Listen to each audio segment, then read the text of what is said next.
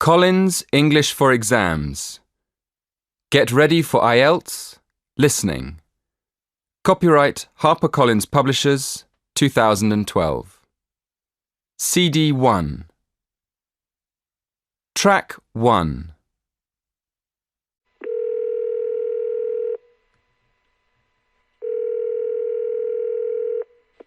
Good morning. Hi Flyers. Can I help you? Hello, Margaret. This is Dave. I'm at the airport and I want to check the flights of the passengers I'm meeting. Oh, okay, Dave. Go ahead. Right. The Spanish flight arrived at 4:50 and flight 1550 from China arrived at 6. The 6:50 from the Emirates has been delayed. That's flight UAE 1880. But the Lisbon flight's already landed at gate 16. Is that all of them? And do you have any news about the Paris flight? Track 2.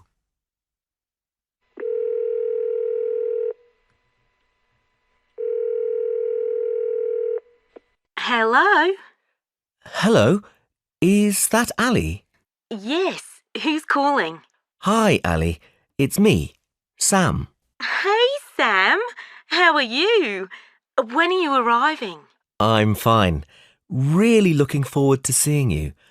I've booked my flight for Wednesday morning, arriving at 6:50 in the evening. Great. That's Wednesday, the 6th of July. And what airline are you flying on? British Airways.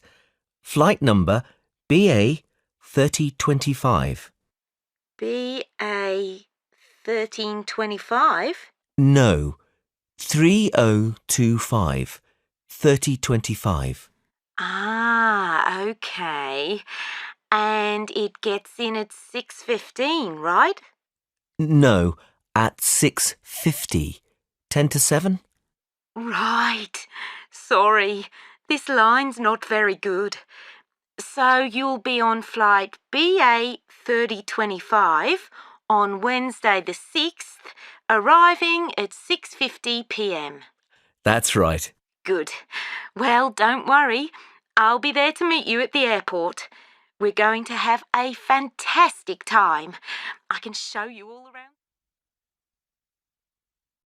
Track 3. 18. 13. 80. 40. 15.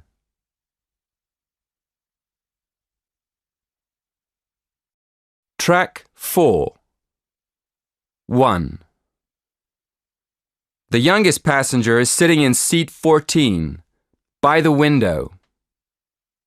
2. There are 40 passengers in first class. 3. There should be 50 people on the bus. 4. Her plane arrives at 16:15. 5. Our train leaves at 17:30. Track 5.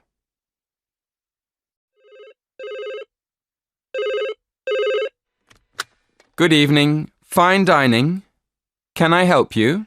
Hello, yes. I'd like to book a table for 4 on Friday evening at 8 p.m. Yes, sir. And the name is? McEwan. M-C-E-W-A-N. M-C-E-W-A-N. Is that right, sir? Yes, that's right. That's booked for you, sir. 4 people on Friday night at 8 o'clock. Track 6. Where to, madam? Westbourne Grove, please. Westerbourne Grove. In the city centre? No, Westbourne, near the park. Sorry, I haven't got the postcode. No problem. How do you spell it? Westbourne.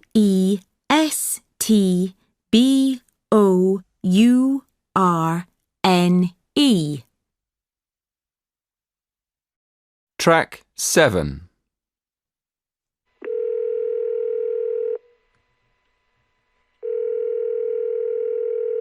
Good morning. Taxis for you. How can I help you?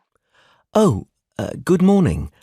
I'd like to book a taxi to the airport, please. Right. And which airport is that? London Heathrow. That's fine. And when do you need the taxi for? My flight leaves from Terminal 5 at 7:20 on Wednesday, the 6th of July, next week. Wednesday the 6th at 7:20 a.m. So you'll need the taxi at 3:30, okay? Can I have your name, please? Sam Williams. And your address? 60 Willowside Bank, Abingdon. That's Abingdon. Thank you. And the postcode is? OX14 3HB. OX14 3HB. And can I have a contact number for you? Yes, of course. My mobile is 07789 612 744.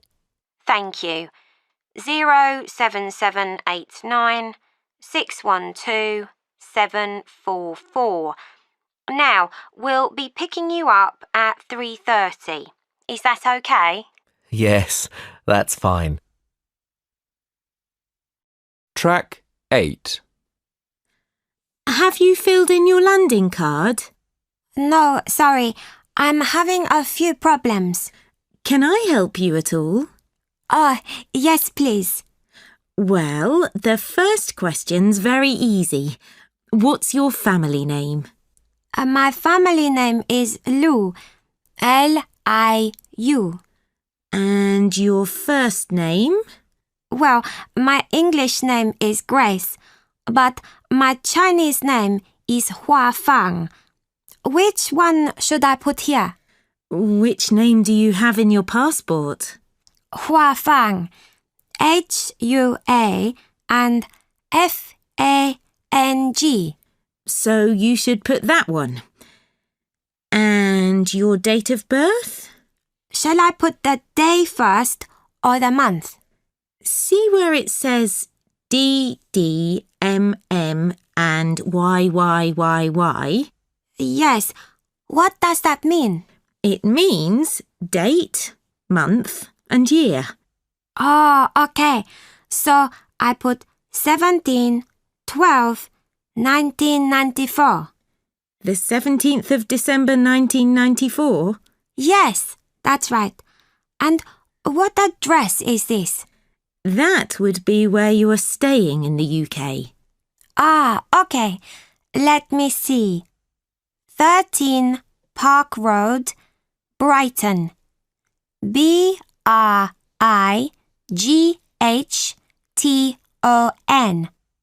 And the postcode BN40 4GR. Is there anything else you need help with? No, thank you. I understand the other questions. Thank you very much for your help. Track 9. Section 1. You will hear a telephone conversation between a hotel receptionist and a caller making a reservation. In the exam, you will have 20 seconds to look at questions 1 to 7. You will see that there is an example that has been done for you. On this occasion only, the conversation relating to this will be played first. Silver Tulip Hotel, good afternoon. How can I help you? Ah, yes. Good afternoon. I'd like to book a room for next Friday. Certainly, sir. How many nights will you be staying? Just one, please. The caller says he will be staying for just one night, so 1 is the answer here. Now we shall begin. You should answer the questions as you listen, because you will not hear the recording a second time. Listen carefully and answer questions 1 to 7.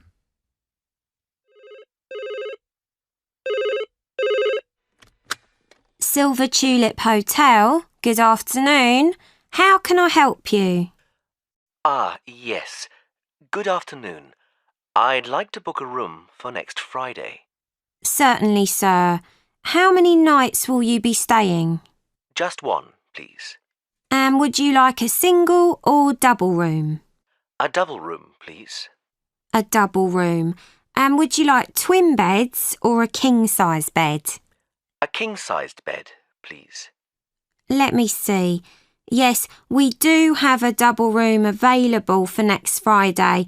Would you like me to book it for you? Yes, please. Could I have your name, please? Yes, it's Edward Francis. Is that Frances? No, it's Francis.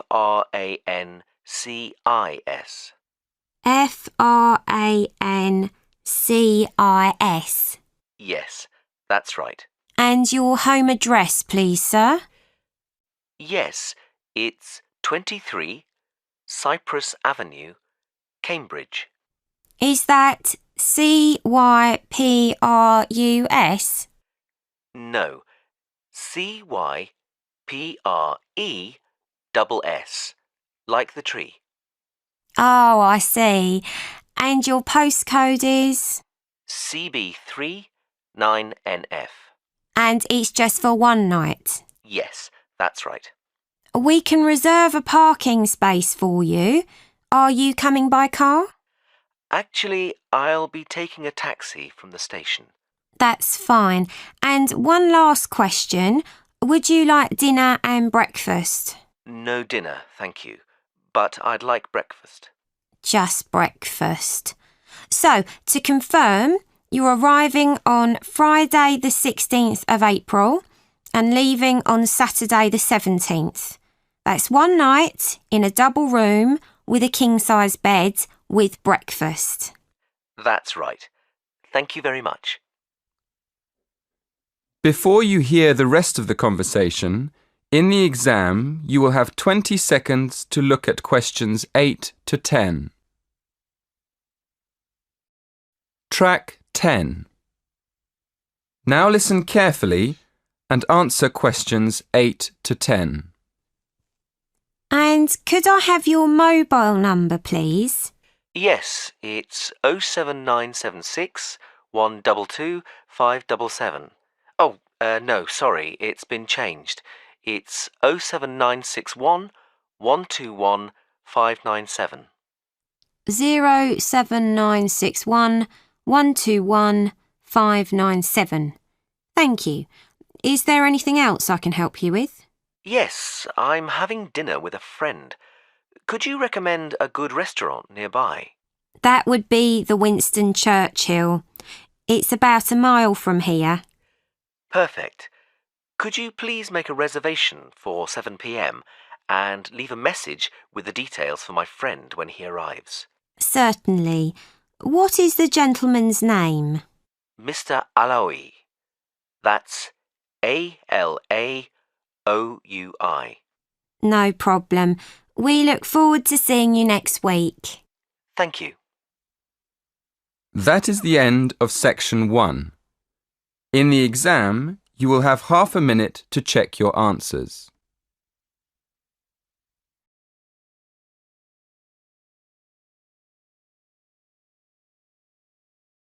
Track 11. Here are the ingredients for our special apple cake. You need 500 grams, that's half a kilo of apples. 250 grams of sugar, that's a quarter of a kilo. And 330 grams, or a third of a kilo, of flour. You also need 200 grams of butter, that's a fifth of a kilo of butter. And finally, the milk. You need 1/5 of a litre of milk, or, if you prefer, that's 200 millilitres. Track 12. Okay, everyone, could you all pay attention now? Tomorrow, we're going to make a popular Caribbean dish, chicken and rice. Recipes vary from country to country, but for the moment, I'm going to give you the list of ingredients for the basic recipe and leave you to add the flavours and spices to your own taste.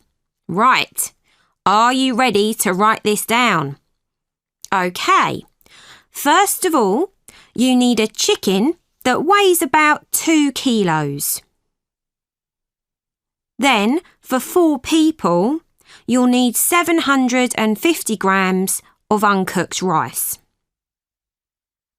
Okay, for the sauce, you want 1/2 kilo of onions. And tomatoes, you'll need 450 grams of tomatoes. And what else? Oh yes, and green peppers. You want 1/4 kilo of green peppers. And finally, 50 millilitres of cooking oil. Have you all got that? Good. See you tomorrow then. Don't forget to bring your favourite spices. Track 13. Hi, and welcome to Campus Cooking, our daily TV programme for students who want a bit of variety in their meals. Are you bored with cereal for breakfast? Well, today we're going to tell you how to make pancakes. They're cheap and quick and very easy to make. You only need flour, milk, sugar, salt, oil, and an egg. The full recipe's on the university website. Just follow the link. So, here we go. Before you start, it's important to have the exact quantities, otherwise your pancakes won't cook properly. So please, first, make sure you weigh everything carefully. Everyone ready? Okay. Start by putting the flour, salt and sugar into a large bowl. Next, you whisk the egg, milk and oil in another bowl. Then, slowly add the liquid ingredients to the flour mixture, mixing well until it has a smooth, thick consistency. Make sure you stir all the time. Okay. Now we're ready to cook our pancakes. We start by heating the frying pan and greasing it lightly with a little butter. When the butter's melted, we pour a large spoonful of the pancake mixture into the pan and cook it until the edges are brown. At this point, flip the pancake over and cook for a minute or so longer. Finally, put the pancake on a plate and cover it up to keep it warm while you make the next one. When all your pancakes are ready, you can serve them up with syrup or sugar and lemon, or even fruit. Delicious. Happy eating. Track 14. Good morning, everyone. Today we're going to make apple and blackberry crumble, so I hope you've all bought your ingredients. Ready? Now, let's get straight on with cooking. First, you peel the apples and cut them into slices, okay? Don't forget to take the middle out of the apple. Now, put the sliced apples in a pan and cook them with some of the sugar. In about 10 minutes, they should be nice and soft. Right? Now, mix the blackberries and apple together. Make sure that you have about half and half. Put them into the bottom of a baking dish. That's fine. Now, the next thing to do is rub the flour and butter together with your fingers until it's in tiny pieces, like breadcrumbs. Then add the sugar. When it's ready, put the crumble mixture on top of the fruit and bake it all in the oven for 30 minutes. Track 15. Hello, everyone. Welcome to the university. I hope you're settling in and beginning to find your way around. I know a lot of students find it hard to adapt to the food, so I thought I'd tell you about a couple of popular English meals that you might hear about. Well, actually, you might have heard of the first one already. It's really popular. It's fish and chips. Fish and chips are fried in deep fat, so it's actually very greasy and not at all healthy. But it's still very popular, especially on a Friday night. That's when a lot of people get their fish and chips from the fish and chip shop and take them home to eat. Another traditional meal, which is definitely healthier, is Sunday lunch. In England, Sunday lunch is usually some kind of roast meat with vegetables. Traditionally, families have their Sunday lunch at home, but these days, quite a lot of families have Sunday lunch in a restaurant. Track 16. Section 2. You will hear part of an introductory talk on nutrition. In the exam, you will have 20 seconds to look at questions 1 to 4. Listen carefully and answer questions 1 to 4. Good afternoon. Many people in the Western world eat the wrong food, and they eat far too much of it. So, the topic of my lecture today is healthy eating. I'll divide my talk into 3 parts. Firstly, I'm going to define what I mean by healthy eating. After that, I'll go on to talk about why people don't eat properly, and then I'll finish my lecture with some ideas for improving the situation. Right. So, what do I mean by healthy eating? Well, some people might think it means eating a lot of meat. Of course, vegetarians wouldn't agree with this. They think eating meat is very unhealthy. Other people think that eating a lot of cabbage is good for you, or a lot of salad. Well, naturally, cabbage, salad and meat can all be part of healthy eating. But for me, healthy eating means 2 things. One is eating a balanced diet, and the other is eating the right amount of food. In my opinion, a balanced diet means eating a variety of foods, including meat, vegetables, fruit, cereals, and dairy foods. Obviously, the amount of food we should eat is more difficult to decide. It depends a lot on how active we are. Before you hear the rest of the talk, in the exam you will have 20 seconds to look at questions 5 to 7. Track 17. Now listen and answer questions 5 to 7. Now on to my next point. Why do so many people eat badly? Well, let's look first at having a balanced diet. To have a balanced diet, you have to plan your meals in advance and then buy the right food, and then take time to cook it properly. But these days, people are so busy working that they don't have time to go shopping, so they end up buying fast food at the last minute. Another reason people don't eat well nowadays is that it's actually cheaper to buy food already prepared in a packet.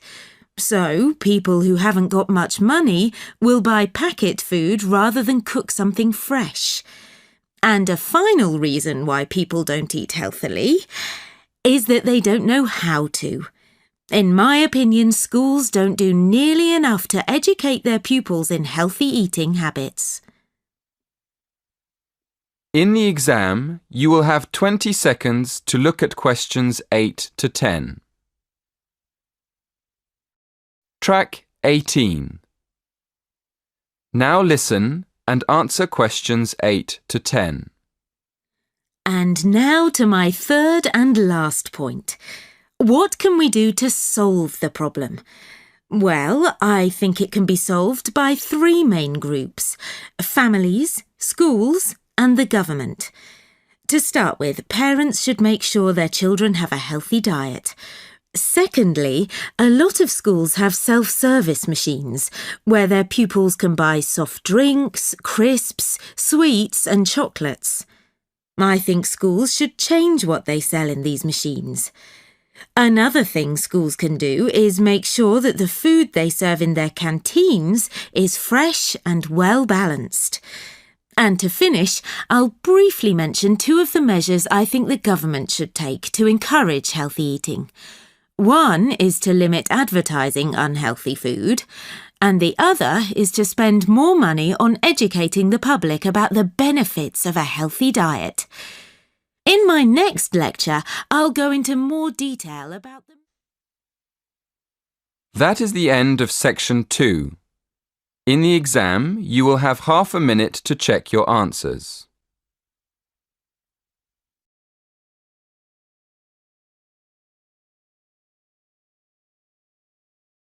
Track 19. 1.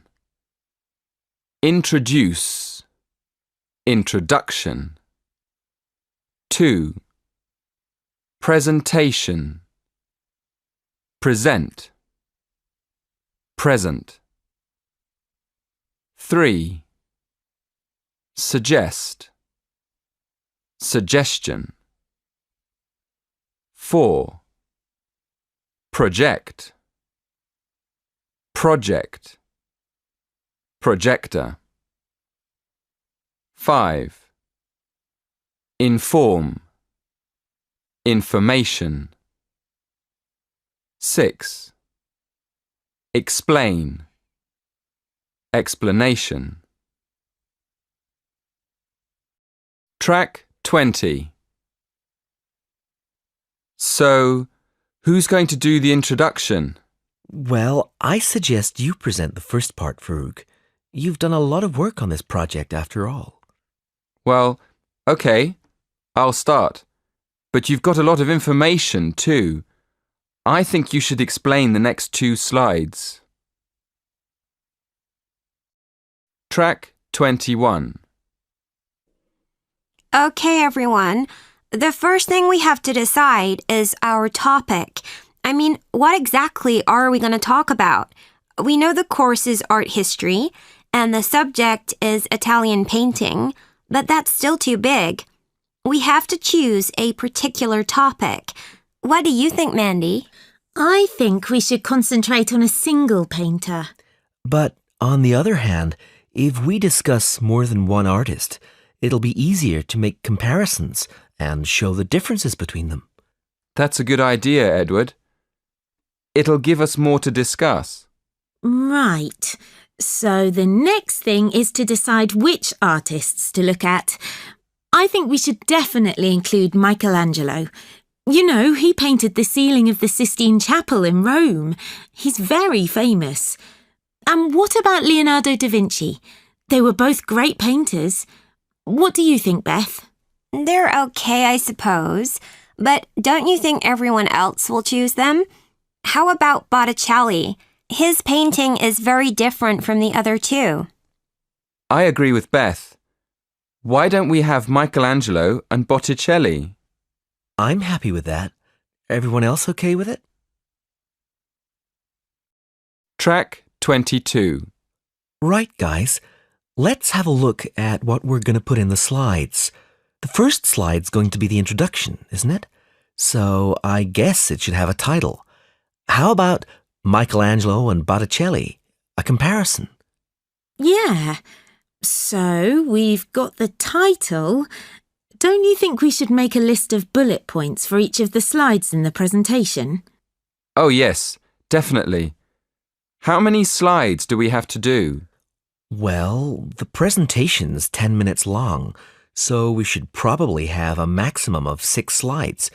Remember that Beth's already got 2 slides about Botticelli. Well, why don't we do 2 slides each? That'd be 8, including the introduction and the conclusion. That sounds fair enough. Let's do that. So, who's going to do the rest of the slides? I can start off with the introduction, and then I could do the conclusion and the summary at the end. What do you think? Great! I'd like to talk about Michelangelo's paintings. I've done quite a lot of reading about them. Fine. So I could do a couple of slides showing how Michelangelo and Botticelli are similar and how they're different. Track 23. We want the presentation to look as if it's been made by a team, don't we, Edward?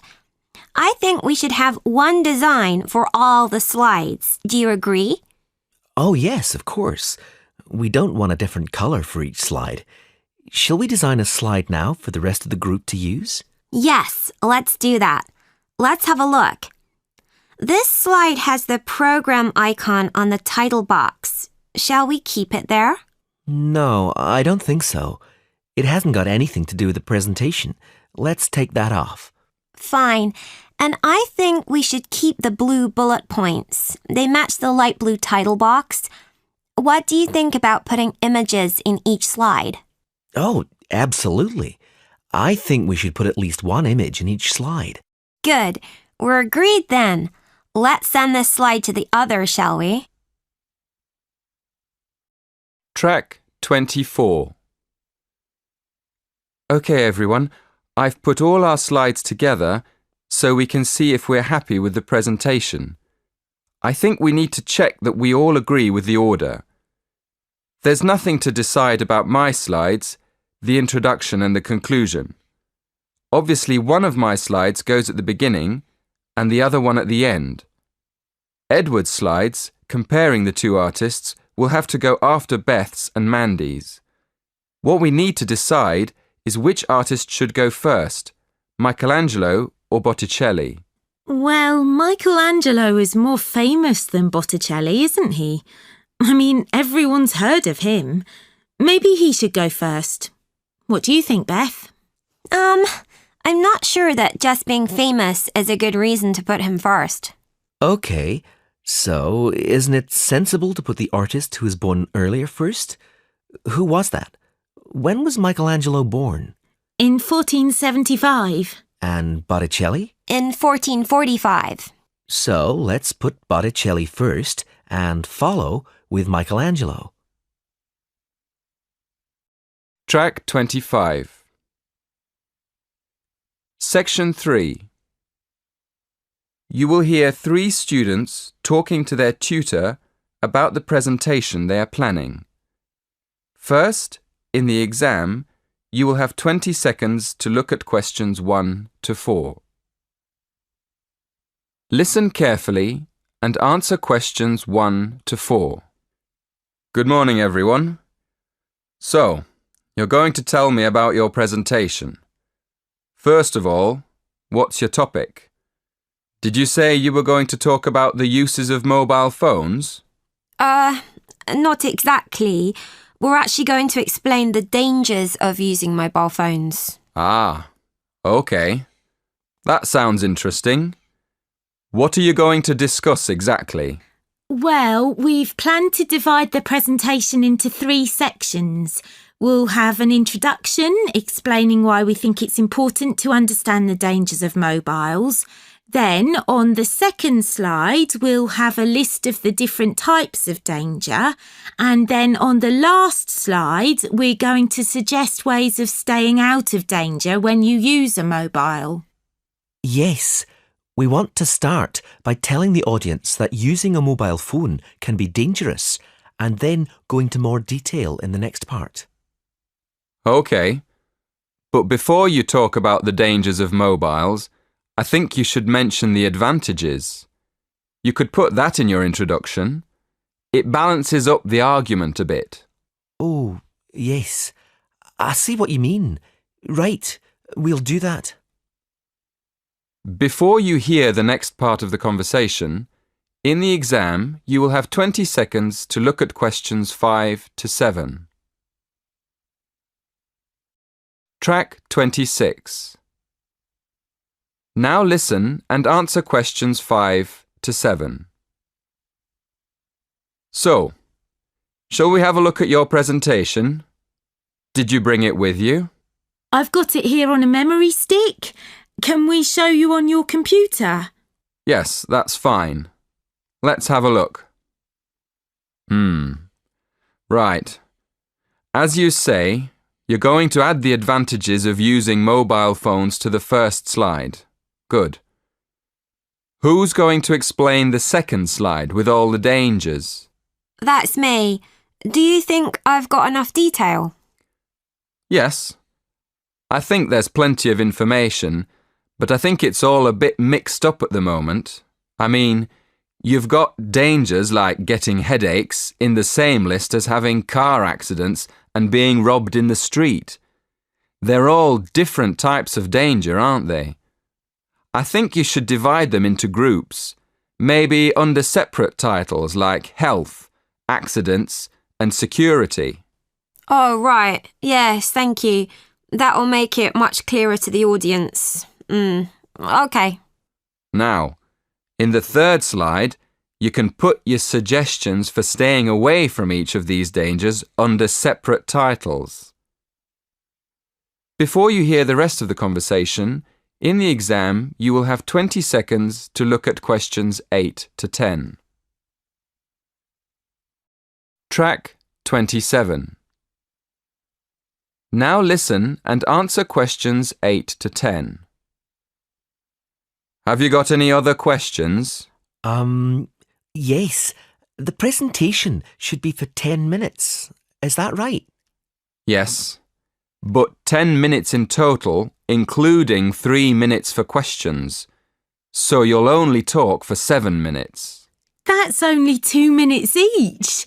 We won't be able to say much in that time at all. That's why you have to plan what you're going to say carefully and make sure you only include the most important information.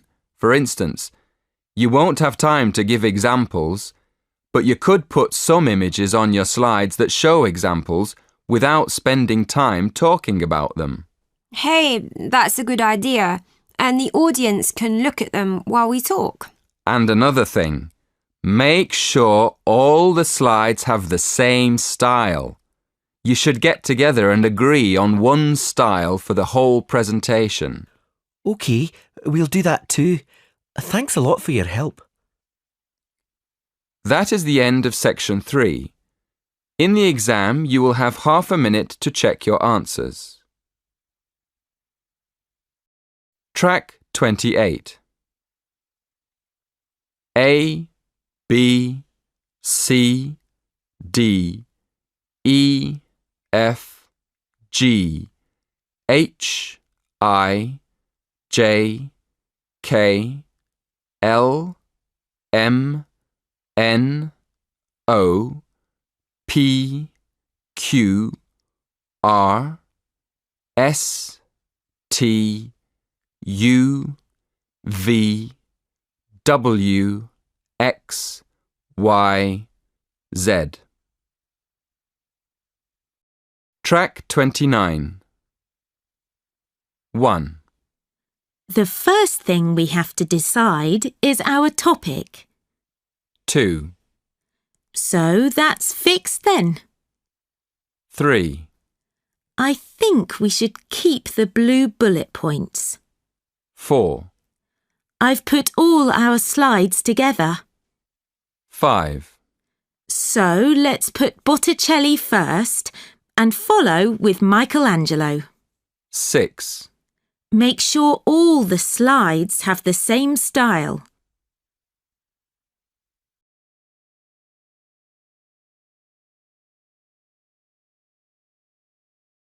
Track 30. 1. Hi, I'm Adam. I'm your student union representative and I'm here to tell you about student societies. 2.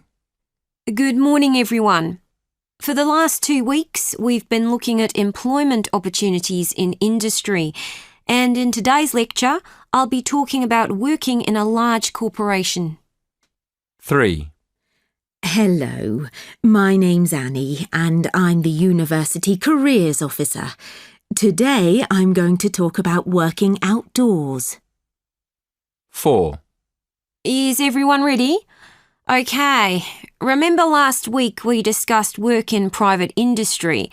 Well, this week's talk will cover employment opportunities in institutions of further education. 5. Good afternoon. Thank you for inviting me to talk to you. I'm Angus MacDonald. I'm a police officer, and my topic today is job satisfaction. 6. Good evening. It's good to see so many people here this cold night.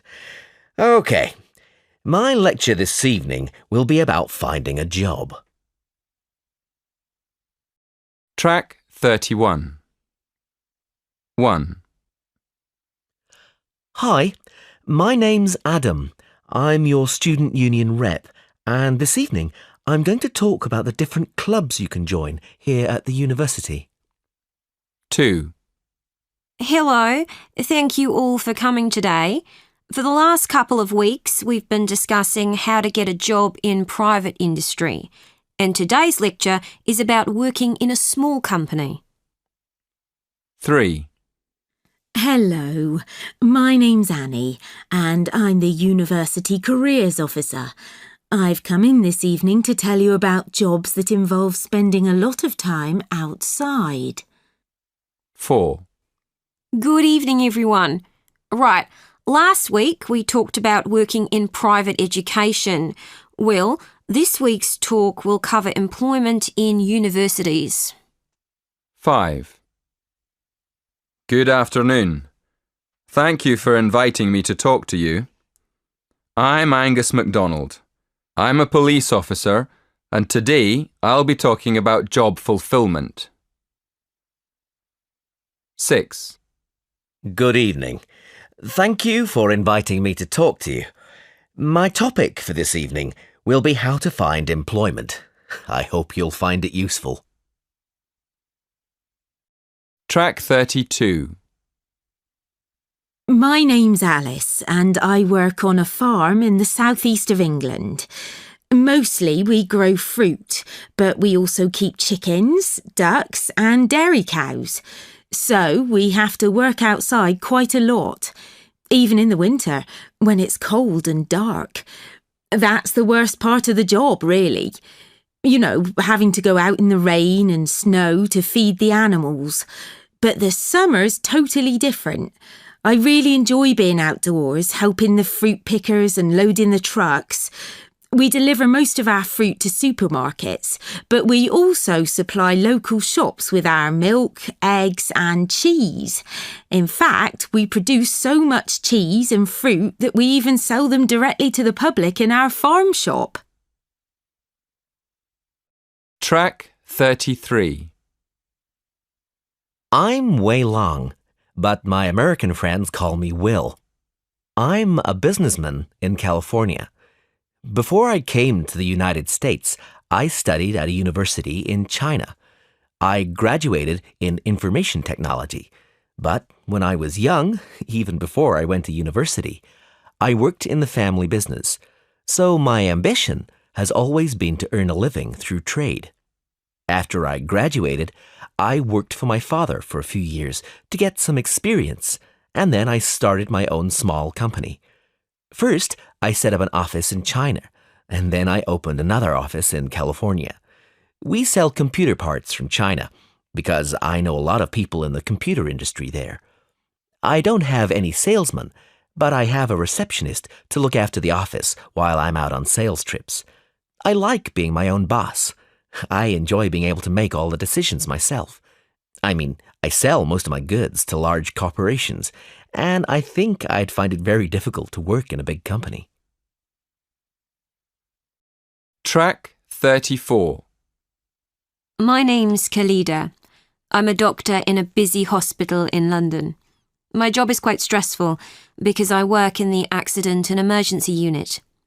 Our hospital is the only one in the area with an A&E, so all the urgent cases come to us. Mostly we see people who have been in car crashes or had an accident at home. When people arrive at the unit, I have to see them first. I examine them to find out what's wrong and make sure we give them the right treatment. When we're sure the patients aren't in any serious danger, the nurses put all the information in their personal records and find them a bed if they're staying in hospital, or arrange for them to go home if they don't need to stay. Track 35. Section 4. You will hear a woman talking to some students about her job. First, in the exam, you will have 20 seconds to look at questions 1 to 4. Listen carefully and answer questions 1 to 4. Hello everyone. Thank you for inviting me to give a talk in this series of employment lectures. I'm here this evening to tell you about my job. I'm going to tell you what I like about it, what I don't like about it, and what I hope to do in the future. OK, well, I'm a police officer. I've been in the police for just over 5 years, and part of my job is to give talks to students about police work. People often ask why I joined the police, so maybe I'll start there. I've always been interested in law and order, so I went to study law at university. But when I got there, I realised that I was more interested in the practical side of law than the theory. So I applied to work with the police force in my spare time. Then, as soon as I graduated, I was accepted for training. Before you hear the next part of the talk, in the exam, you will have 20 seconds to look at questions 5 to 7. Track 36. Listen and answer questions 5 to 7. As you know, our job is to protect the public from criminals and defend the law. So obviously, the police force has to work every day of the week, day and night. This means we're often at work when everyone else is relaxing with friends and family, and we can't always be around for special occasions like birthdays and New Year's Eve. On top of that, we have a lot of extra work at weekends, especially when there's a football match and the fans are out celebrating. So, our working hours are one disadvantage of police work. A lot of the time we have to work with the public to avoid problems, and we get special training for that. But we can't always prevent trouble. So, another disadvantage of the job is the danger. I mean, we know that some of the people we have to arrest will attack us. Before you hear the rest of the talk, in the exam, you will have 20 seconds to look at questions 8 to 10. Track 37. Now listen and answer questions 8 to 10. Now for the advantages. Well, one of the advantages is that police work is well paid. As I've said, it's a difficult job, and police officers work hard for their pay. But there are many more advantages. For example, sometimes the work's fun, especially when we have to protect famous people from their own fans. I've met quite a lot of celebrities in my job, and I must say I enjoy seeing them close up and finding out what they're really like as people. But for me, the biggest advantage is the job satisfaction. Speaking for myself, I would say I get the most job satisfaction when I help someone, or solve a problem in a community. And in the future, I'd like to train to be a detective. I think I'd be good at that. That is the end of section 4. In the exam, you will have half a minute to check your answers.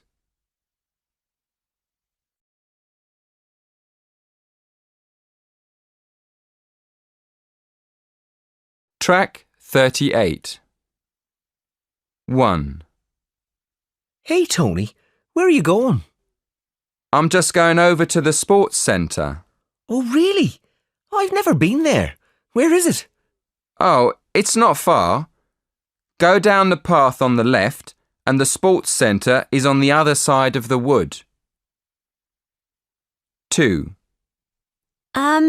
Excuse me, Susie, could you help me? Yes, of course. What is it? I've got a lecture in the law school next. Could you tell me where the lecture theatre is? Oh, yes, that's easy. The law lecture theatre's on the first floor. 3. It's a lovely campus, isn't it? The lake's so pretty. What's that building on the other side? Oh, that's the business school. So, how do you get there? You just follow the footpath round the lake. 4. Hi, Susie. Are you going to the theatre by any chance? Well, I'm not going there, but I can tell you where it is. Look over there. That's the theatre, just across the green. Oh, OK. Thanks a lot. See you later. 5. Tony, I have got to go into the city centre. Where can I get the bus? Well, the nearest bus stop is just across the road from the Student Union building. 6. Hey, Susie, can you tell me where the bank is? I want to get some cash out. I've just realised I still owe you £10. Oh, OK. Go along to the end of the path until you get to the shop on the corner. Turn left and the bank's right next door. Track 39. Hey, Sandra, how's it going? What do you think of the campus? I think it's all fantastic. Have you been to the coffee shop and the library yet? No, I haven't. Where is it? It's on the ground floor. You know, you can have a break without actually leaving the library. It's really great to meet your friends there. Yeah, that's an excellent idea. And it means you've got somewhere to chat without upsetting people who want to study. I can't concentrate when other people are talking. I usually go upstairs to work in the silent zone, on the first floor. Oh, do you? Is it difficult to study at home then? Where do you live? I'm living in a hall of residence on campus. Oh, right.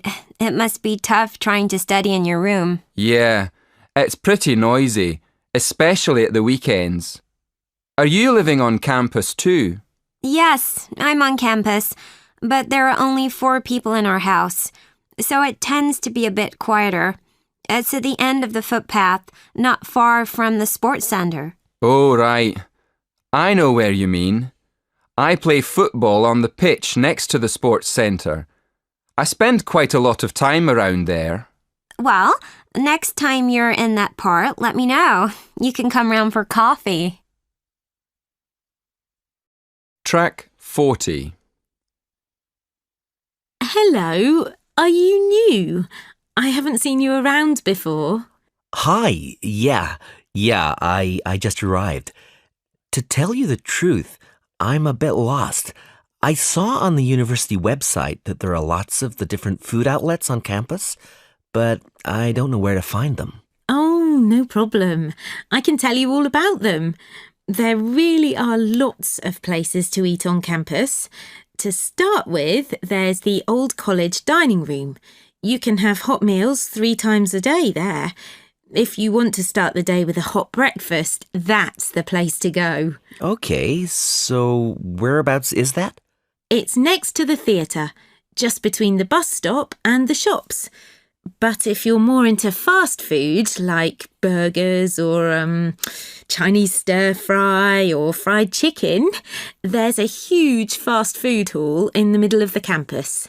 Is that the big building between the Students' Union building and the shops? Yeah, that's right. It's a great place to meet your friends. There's always music and plenty of chat. Sounds like my kind of place. But if you just want a quiet place to have a coffee and a pastry, there's a snack bar by the lake. It has Wi-Fi and an internet cafe, and it has a spectacular view over the lake. Well, thank you very much. Can I invite you? Track 41. Section 1. You will hear a conversation between two students. One of them is explaining to the other how to use the university library. First, in the exam, you will have 20 seconds to look at questions 1 to 4. Listen carefully and answer questions 1 to 4. Excuse me, Lily. Could you help me? You know, we've got an essay to write about eating customs across the world. Yeah, we have to borrow some books, don't we? Yes, but I missed the library training. Do you think you could show me how to find the books and how to take them out? Sure, no problem. Shall I tell you about the different parts of the library first? Oh, yes. Thank you very much. Okay then. Let's look at the plan of the library. Here, you can see the main door on the north side that leads into the lobby. In the middle of the building, there's a big open PC zone. The lift and stairs are on the left as you go in, and on the other side of the building, there's the library cafe. That part of the library is pretty sociable. It's a good place to study with friends. I really prefer to study alone. Is there anywhere in the library I can go? Oh, if you like studying in a quiet place, it's better to go upstairs to the silent zone. As you come out of the lift or up the stairs, you'll see a section on your right facing north which is closed off. That's the silent zone. On the other side, facing south, are the bookshelves with all the cookbooks and... Before you hear the next part of the conversation, in the exam, you will have 20 seconds to look at questions 5 to 7. Track 42. Listen carefully and answer questions 5 to 7. Now, can you show me how to find a book? Well, the library's very big, and the books on food could be under cookery, or they could be in history, or even entertainment. So the first thing to do is to look it up in the online catalogue. Where do I do that? It's easy. There are lots of computers in the library for that. Okay, I see. Right, you look up the title first. When you found the book, you'll see it has a class mark next to it. The class mark is 1 or 2 letters and a number. Make a note of the class mark. Then look it up on the plan of the library. The plan shows you exactly what section of the library the books are actually kept in. Before you hear the rest of the conversation, in the exam, you will have 20 seconds to look at questions 8 to 10. Track 43. Listen carefully and answer questions 8 to 10. Thank you very much, Lily. So how do I borrow a book? That's simple too. When you go to the library, you'll have to take your student ID card. When you want to borrow a book, you take it downstairs to the scanner. Then, scan your ID card first. Next, open the book and slide it under the scanner until it makes a sound, a short beep. And that's all you have to do. Oh, sorry, I forgot. At the end, the system prints out a ticket. It's a good idea to keep it for a while, just in case you have a problem with your loan. Thanks again, Lily. You've been really kind. That is the end of section 1. In the exam, you will have half a minute to check your answers.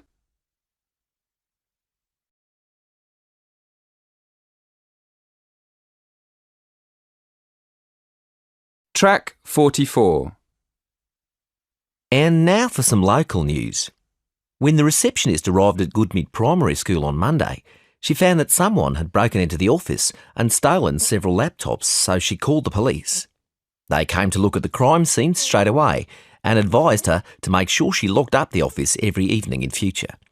They also suggested that she should watch out for any strangers nearby. 2 days later, the police called to say that they had caught the thieves and arrested them. They said they would take them to court in the next few days. Track 45.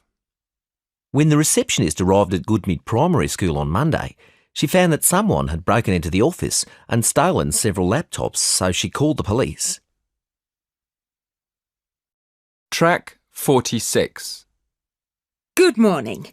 Thank you for inviting me to talk to you today. I like speaking to students, especially when there's a chance of making their lives a bit safer. Just to start, does anyone know what the most common crime is? No? Well, theft is the most common crime in the UK. There are various kinds of theft.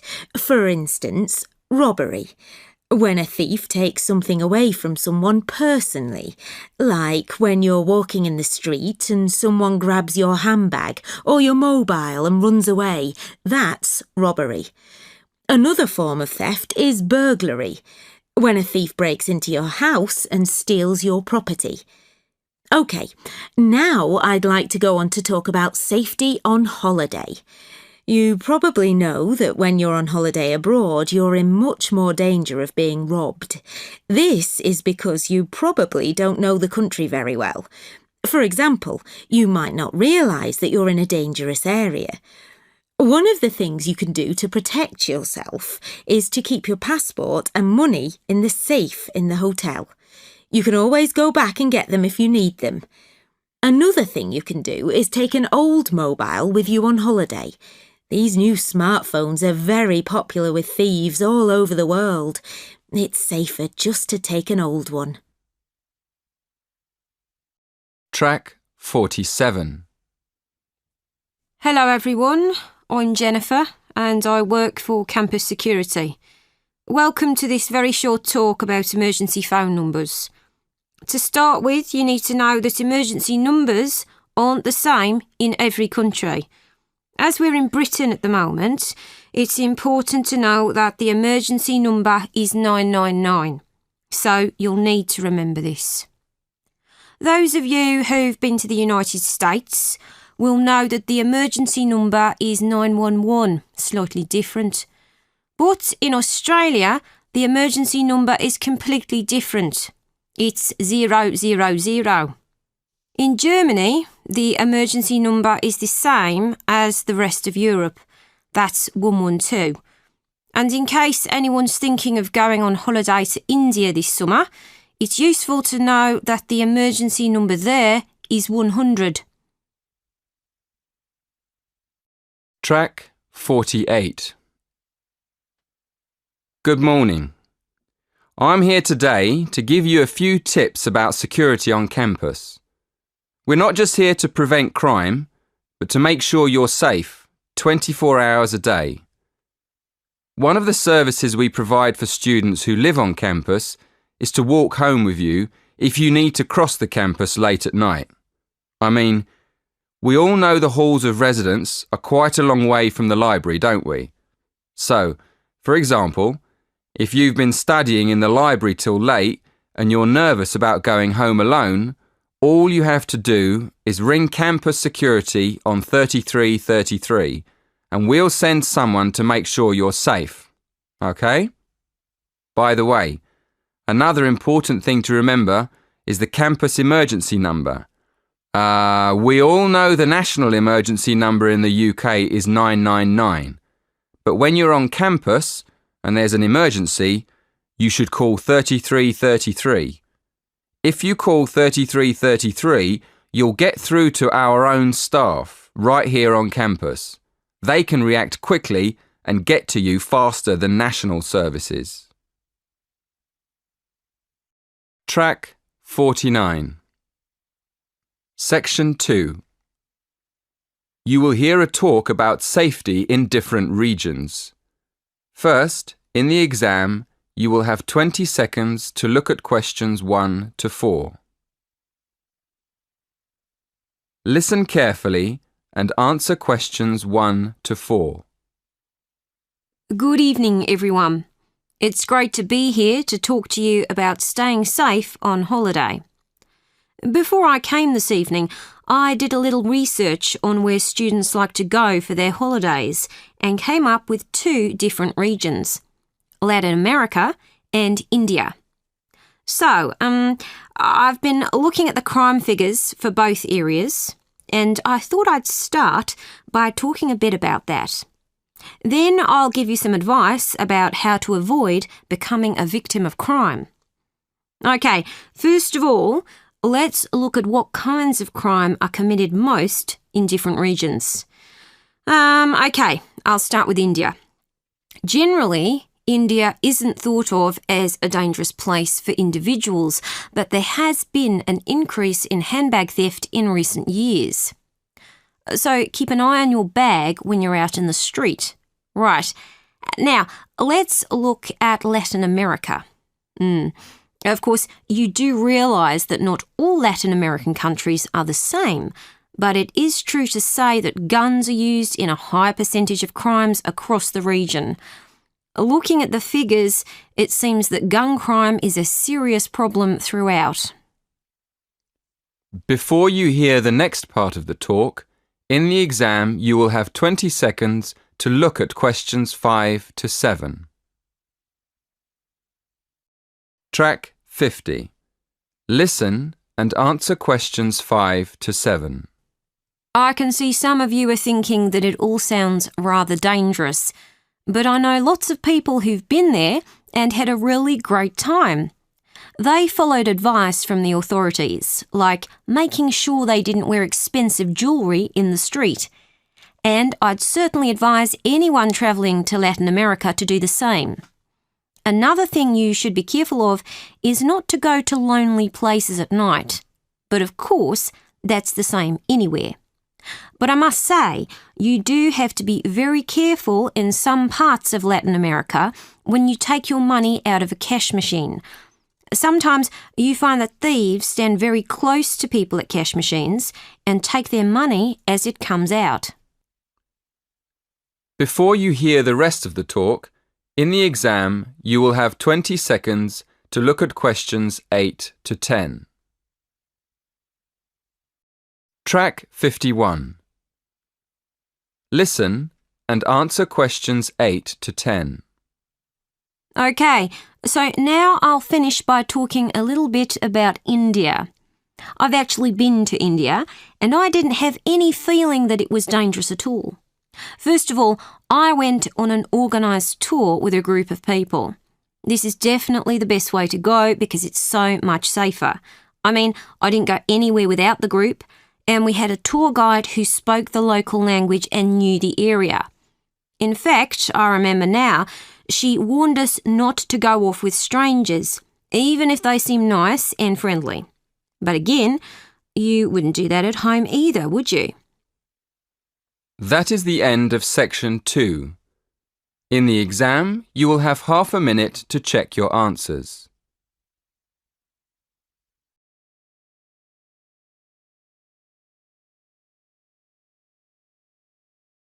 Track 52. Hi Martha, how's the essay going? Oh, hi, Carl. The essay, there's a lot of reading. It's difficult to remember all the different ideas and the different writers. So, how do you keep up with it all? Well, actually, I make a note of the writer's name and summarize their ideas in a notebook. It's very old-fashioned, isn't it? It is a bit. Actually, I'm quite the opposite. I've downloaded some free software from the internet. It lets me save all the articles and e-books I get online and make notes on them. I like it because it's cheaper than printing everything. But what do you do, Enrique? Oh, I'm afraid my note-taking system isn't as modern as that, and it's much more expensive. I print the articles I find online, and I photocopy pages out of textbooks. Then I go through and highlight all the important information with a pen. Not very good for the environment, I'm afraid. What about you, Jenny? I'm in the middle, really. I don't use special software, but I keep all the articles I read online in folders on my PC and make notes on them there. Track 53. Hey, Leslie, Are you ready for the exam? Hi, Jen. I haven't seen you for weeks. Am I ready? I don't know. I've been revising really hard, but I can't remember anything at the moment. You know, I get ready for exams by planning a revision timetable. It helps me make sure I've studied everything on time. But just before an exam, my mind goes blank. Yes, I know what you mean. I've been trying out a new technique for remembering facts and details. I heard about it in a psychology lecture. What you do is put together pictures in your mind of the different things you want to remember. It's usually better if you can make the pictures funny, like cartoons. I hadn't heard of that. It sounds like fun. Do you do that too, Indira?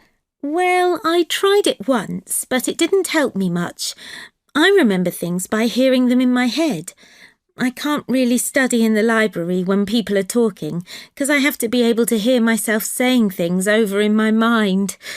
It's easier for me to concentrate if I study at home, late at night when it's quieter. What do you do to remember things for exams, Mark? I go to bed early the night before the exam and get up very early in the morning, like 5 o'clock, and then I read over my notes again just to refresh my memory. I know a lot of lecturers tell us not to do last-minute revision, but it works well for me. Track 54. Excuse me, Yes. can I take my phone into the exam if I switch it off? Your mobile? No mobiles are allowed in the exam hall. You can put it in your bag, though. Okay, but then what do I do with my bag? Bags go in the lockers, down the corridor on the left. There are keys in the doors. Just lock the door and take the key with you. Over here. Look, have a look at the poster.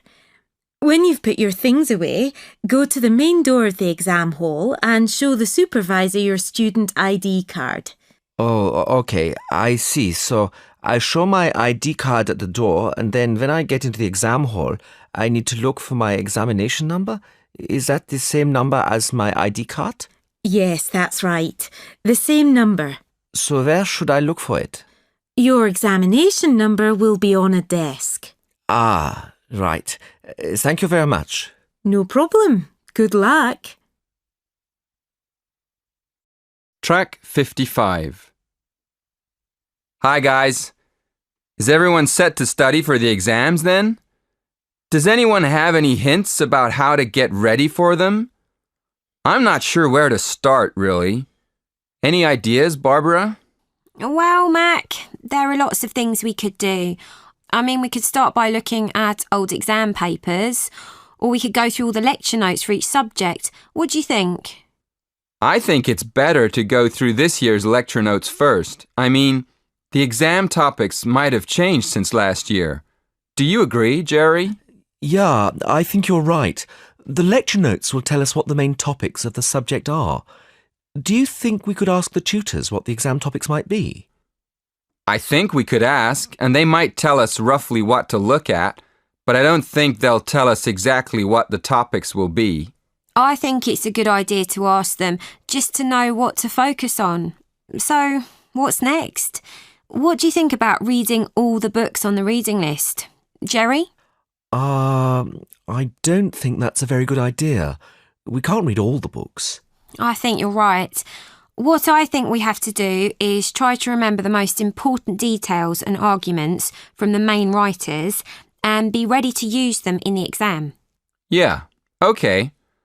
Then the next thing to do is look at old exam papers and see what kind of questions we might get. Yes, that's where the old exams will help, looking at the type of questions. Right. So, when we've worked out which topics we need to study and remembered the main ideas, we can look at old papers and write a few practice questions. Yes, and that'll help.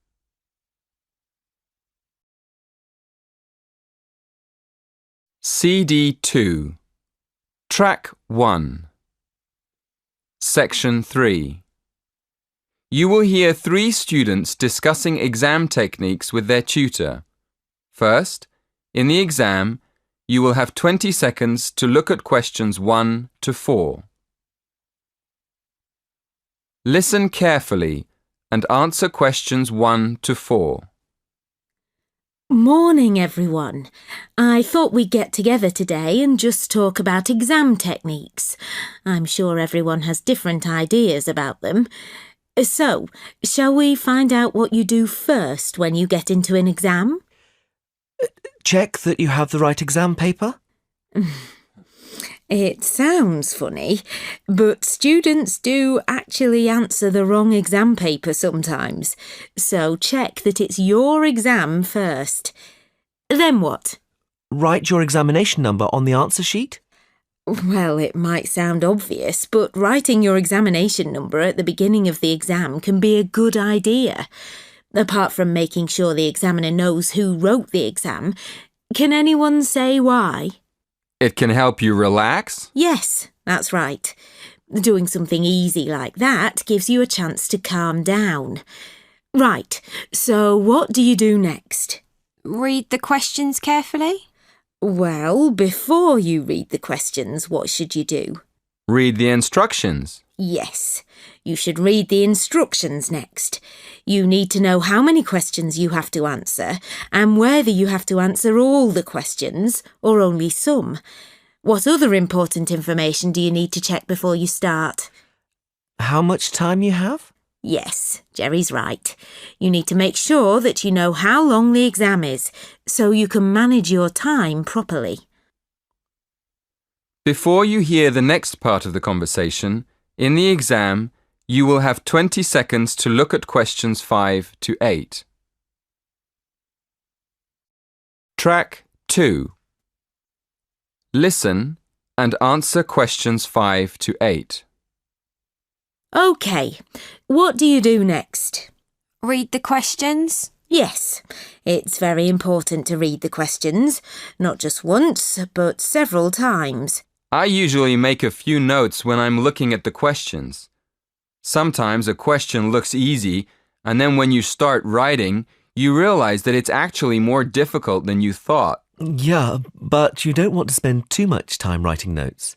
No, but it's a good idea to jot down a few ideas to see if you can remember the arguments for the topics you studied most. Once we've decided, is it better just to start at the beginning and answer the questions as they appear on the exam, or should we start with the easy questions? Well, I start with the questions that I know better and leave the ones I'm not sure of for the end. That's what I do. But I still keep an eye on the clock, especially when the questions are all worth the same number of marks. Before you hear the rest of the conversation, in the exam you will have 20 seconds to look at questions 9 and 10. Track 3. Listen and answer questions 9 and 10. Mac's right. If you write one very good answer, but it's only worth 30% of the marks, you still lose the other 70% on that exam. So it's better to write our main ideas for a question, even if we don't have time to answer it properly. Yes, absolutely. We can't give you marks for writing nothing. But if you give us your main ideas, we can give you some marks. Oh, really? I wish I'd known that in my last exam. I spent all my time writing a long answer to one of the questions and didn't get round to the other two. I didn't understand why I got such a low mark. Yeah, that's what happened to me. Luckily, my tutor explained it afterwards, so I never did that again. That is the end of section 3. In the exam, you will have half a minute to check your answers.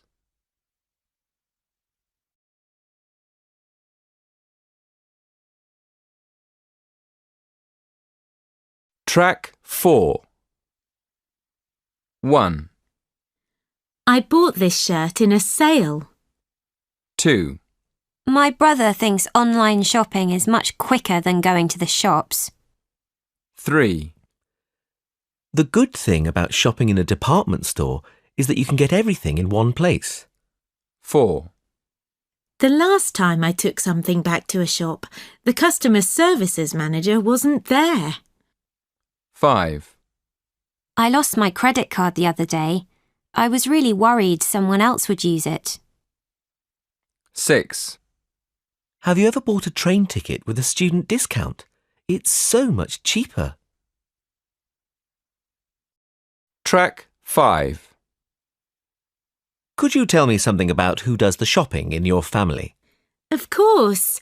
Well, in a way, it depends on what kind of shopping you mean.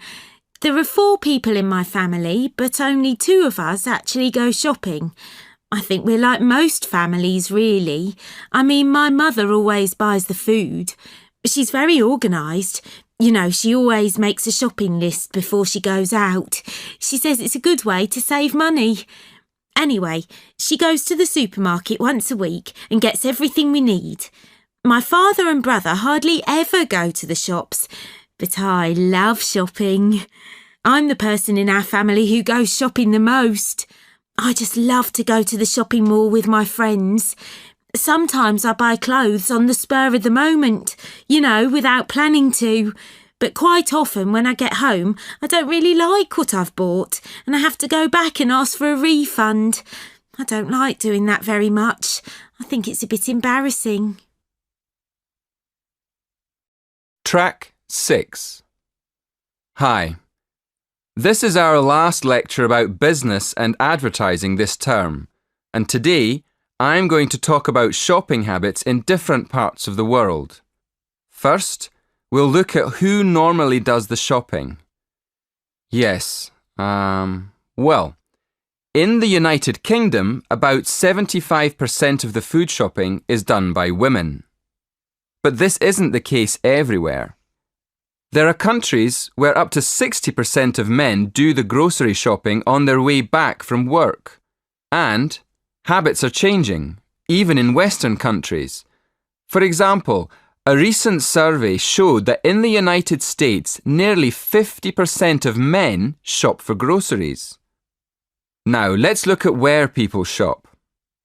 In fact, where people shop depends on whether they live in the city or in the country. As we all know, there are more supermarkets in the city and more markets and small shops in the country. So, as the population moves to the city to find work, more people are shopping in supermarkets than ever before. Track 7.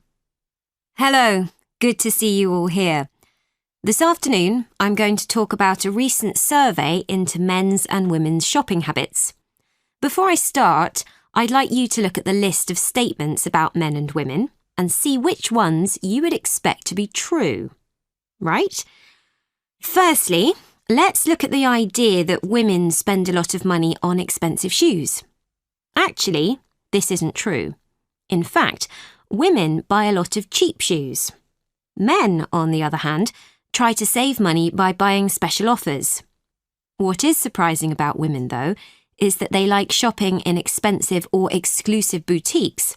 And it isn't true that they always make a shopping list when they go to the supermarket. We also expected to find that men would go to the supermarket after midnight to get their food cheaper, but this wasn't the case either.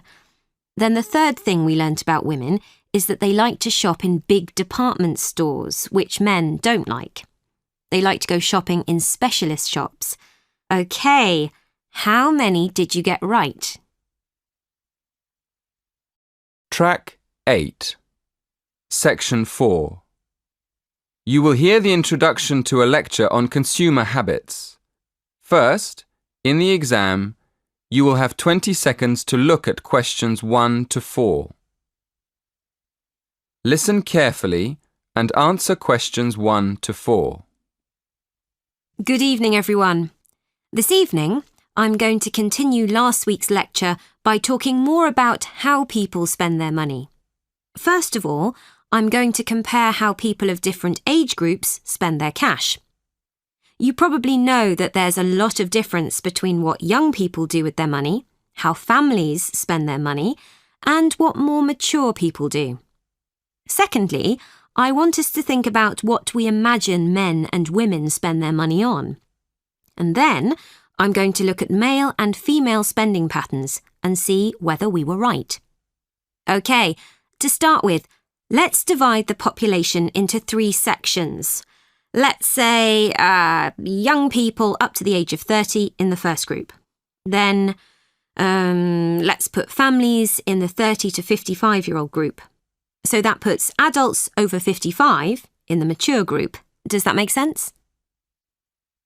Before you hear the next part of the lecture, in the exam, you will have 20 seconds to look at questions 5 to 7. Track 9. Listen and answer questions 5 to 7. Right, well, I found that the first group, that's young people up to the age of 30, mostly spend their money on clothes, music and entertainment. That's not really very surprising, is it? Although I must admit, I thought they might spend a lot on cars and travelling around. So, the next group is what I've called families, people in the age group from 30 to 55. Naturally, as I expected, this group spends most of its money on food, toys and trips out. But I was surprised to find that people aged between 30 and 55 spend most of their money on furniture and kitchen equipment. I suppose it's logical if you think about it. People are usually improving their homes at that age, and household equipment is very expensive. But they also spend a lot of money on electronic equipment, like video games for the children. Now turning to the third group, that's people over 55. I thought they'd spend their money on gardening tools and electronic equipment, but I was wrong again. People in the over 55s group spend most money on new cars and days out. Before you hear the rest of the lecture, in the exam you will have 20 seconds to look at questions 8 to 10. Track 10. Listen carefully and answer questions 8 to 10. So, what did we think about how men and women spend their money? OK, well, we thought that young women would spend a lot on clothes and shoes, and that young men would buy more electronic equipment and cars. Well, when we look at the figures, we can see that we were right about the men. Young men spend twice as much as women on cars and computers. But, and this is interesting, we were wrong about the women. I was surprised to find that young women spend much more on beauty treatments than they do on clothes and shoes. So we'll have to think about that again. And there's another interesting fact about young women. It looks as though young women are much more concerned about their diet than men. We found that although young women don't spend as much as men on eating out, they do spend a lot more on organic foods than young men. That is the end of section 4. In the exam, you will have half a minute to check your answers.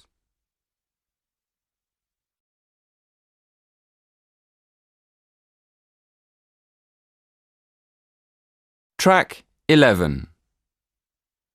A. Hi, Trudy. What are you doing this weekend? I'm going swimming down at the beach. Oh, right. I'm going running. I'm practicing for the marathon next month. Do you like running, Carl? No, not me. B. Hey, Carl, do you feel like going to the cinema tonight? There's a really good film on. Oh, I'm sorry, Hilary. I've already got tickets to go to a concert this evening. C. What are you doing this vacation, John?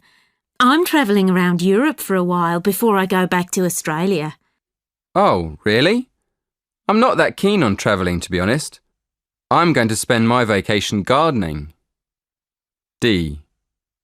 I'm going cycling on Saturday, Hilary. Do you want to come along?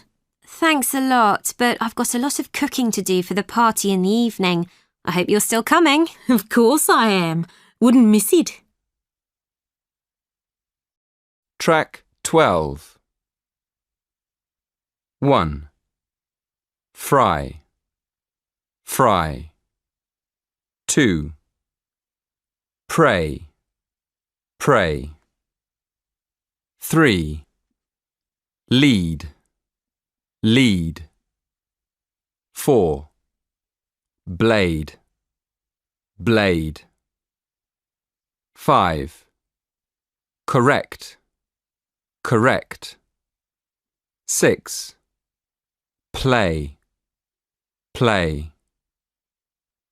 7. Read, read. 8.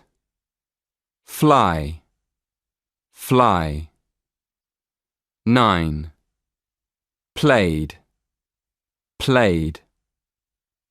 10. Collect, collect. Track 13. So, Sally, what do you do in your free time? Well, at the moment, I'm training to be a private pilot. No way! Really? What made you want to do that? Well, I've always loved the idea of flying a plane, ever since I was a little girl. Wow. Isn't it expensive? Yeah, but it's worth it. It's an amazing experience. But what about you, Martin? What do you do for leisure? Nothing nearly as exciting. I play ice hockey in my spare time. I'm captain of the college team. So at weekends we travel to games all over the state. But that sounds fun. Do you enjoy leading the team? Yeah, I do. Track 14. Hi, Steve. What are you doing? Well, I collect stamps with pictures of tropical birds on them, so I'm looking for more of those. Oh, that's interesting. Which ones have you got so far? I've got a 32-cent stamp with a picture of a cardinal honeyeater on it. It came out in 1998. A cardinal honeyeater? Is that a bird? Can I see it? Yeah, here. It's a tropical bird. Oh, yes. It's beautiful. So which country is the stamp from? The United States. And how did you get it? Do you know someone in the States? No, it's not like that. I buy stamps from other collectors. Look at this one. I bought it last week. It's a 25-cent stamp. Oh, brilliant. It's got a parrot on it. When was it issued? 1967. OK. And where's it from? It's from Brazil. Cool. Track 15. Hi. Can I help you? Are you interested in climbing at all? Hi, yeah. Actually, I've been thinking about joining a club for a while now. So, what do I have to do? It's easy, really. I can fill in the form for you right now online, and then you can come to our first meeting next month. OK, let's do that then. Right. First of all, what's your name? Andrew. Andrew. And your family name? Metcalf. Metcalf. How do you spell that? Metcalfe.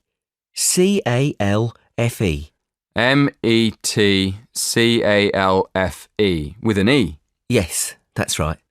And your age? Are you over 18? Yep, I'm 21. And where do you live? My address is 43A, Highbury Square, London, W1. Thanks. And do you have a number where I can contact you? Yes, my mobile is 07209 571 324. And I have to ask you a couple more questions. Do you have any health problems? No, nothing. And a last question, have you ever climbed before? Yes, I have, a bit. Well, thanks very much. Track 16. Section 3. You will hear two students talking about university clubs and societies. First, in the exam, you will have 20 seconds to look at questions 1 to 4. Listen carefully and answer questions 1 to 4. Hello. Are you the person to ask about joining a club? Yes, I am. What would you like to know? Well, I'm interested in several things, but I'd like to know more about the different clubs and how much they cost. I'm looking for a small club that's not too expensive. OK. Have a look at this table. You can see the names of the clubs, the fees, and the number of members. I'm afraid they aren't in any order. If you look at the top of the list, the first club is table tennis. That's one of our new clubs. Oh, right. So the table tennis club costs £20. That's quite expensive. Yes, it is a bit expensive. The cross-country cycling club is cheaper, though. Membership fees are only £15, but on the other hand, it's got 100 members. The film and drama club costs a lot, doesn't it? Yes, £50 is a lot, and that's probably why it only has 12 members. Is there any other club you think looks interesting? Look at the next one, street dance. Have you ever done any street dance? No, I haven't really. It's the cheapest. It only costs £5. Before you hear the next part of the conversation, in the exam you will have 20 seconds to look at questions 5 to 7. Track 17. Listen and answer questions 5 to 7. OK. Shall we start with your interests? What do you like doing best? Well, I like photography. I've got a professional camera, so I take it quite seriously. But I can't really imagine belonging to a club to take photographs. I usually go on long walks on my own and take photos. So I like photography, but I wouldn't want to join a club to do it. OK. So what else do you like doing? Running? Oh no, not running. I like walking, but I hate running. I'm afraid the running club isn't for me, or the cycling club. And film and drama? No, it's far too expensive. But I do like yoga. I've practiced yoga on and off for years. How many members does the yoga club have? It's always a small group. A lot of people sign up at the beginning of term, but they stop going after a few weeks. So they're left with a few regular members every year. That sounds good. I think I'd like to join the yoga club. And what about the contemporary dance club? Is it expensive? Contemporary dance? No. It's not expensive. £10 for the term. Do you like dance? Well, I've never tried contemporary dance, but I do like jazz and tap dance. How often does the group meet? Before you hear the rest of the conversation, in the exam, you will have 20 seconds to look at questions 8 to 10. Track 18. Listen and answer questions 8 to 10. So, can I have your full name, please? Victoria Mandeville. Mandavil? No. Mandeville. Double L-E. Thank you. And how old are you? 19. And your address? 57, Berry Gardens, Atherton Park, Manchester, M46. How do you spell Berry? B-E-R-R-Y? No, it's B-U-R-Y. Right, B-U-R-Y. And do you have a contact number? Yes, my mobile is 07942 573 279. 07942 573 279. Yes, that's right. Is that all? One more thing. Do you have an email address? That is the end of section 1. In the exam, you will have half a minute to check your answers. Track 19. 1. We thought that young women would spend a lot on clothes and shoes, and that young men would buy more video games, mobile phones and cars. 2. We found that although young women don't spend as much as men on eating out, they do spend a lot more on organic foods than young men. 3. In fact, people aged between 30 and 55 spend most of their money on furniture and kitchen equipment. People are usually improving their homes at that age, and household equipment is very expensive.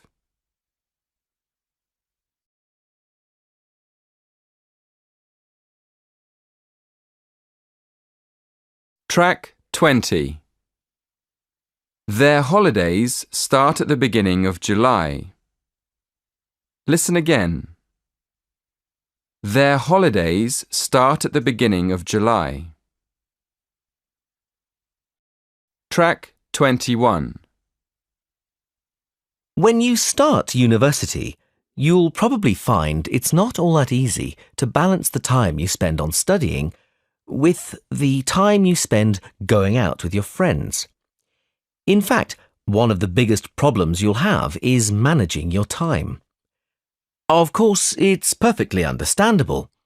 I mean, in many cases, it's probably the first time you'll have lived away from home, so you'll have to do lots more things for yourself, like buying your own food, washing your clothes, and managing your own money.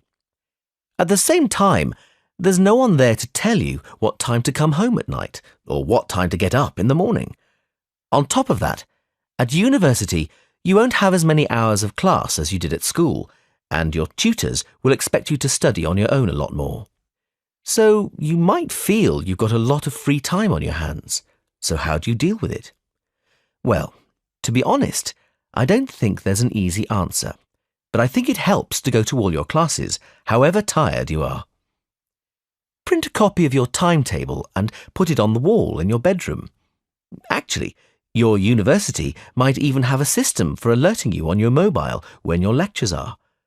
Apart from that, you could try not going out during the week and keeping your social life for the weekend. I'm not sure that's very easy, though. One thing I will say, though, is that at the end of the year, after your exams, you can really relax. Track 22.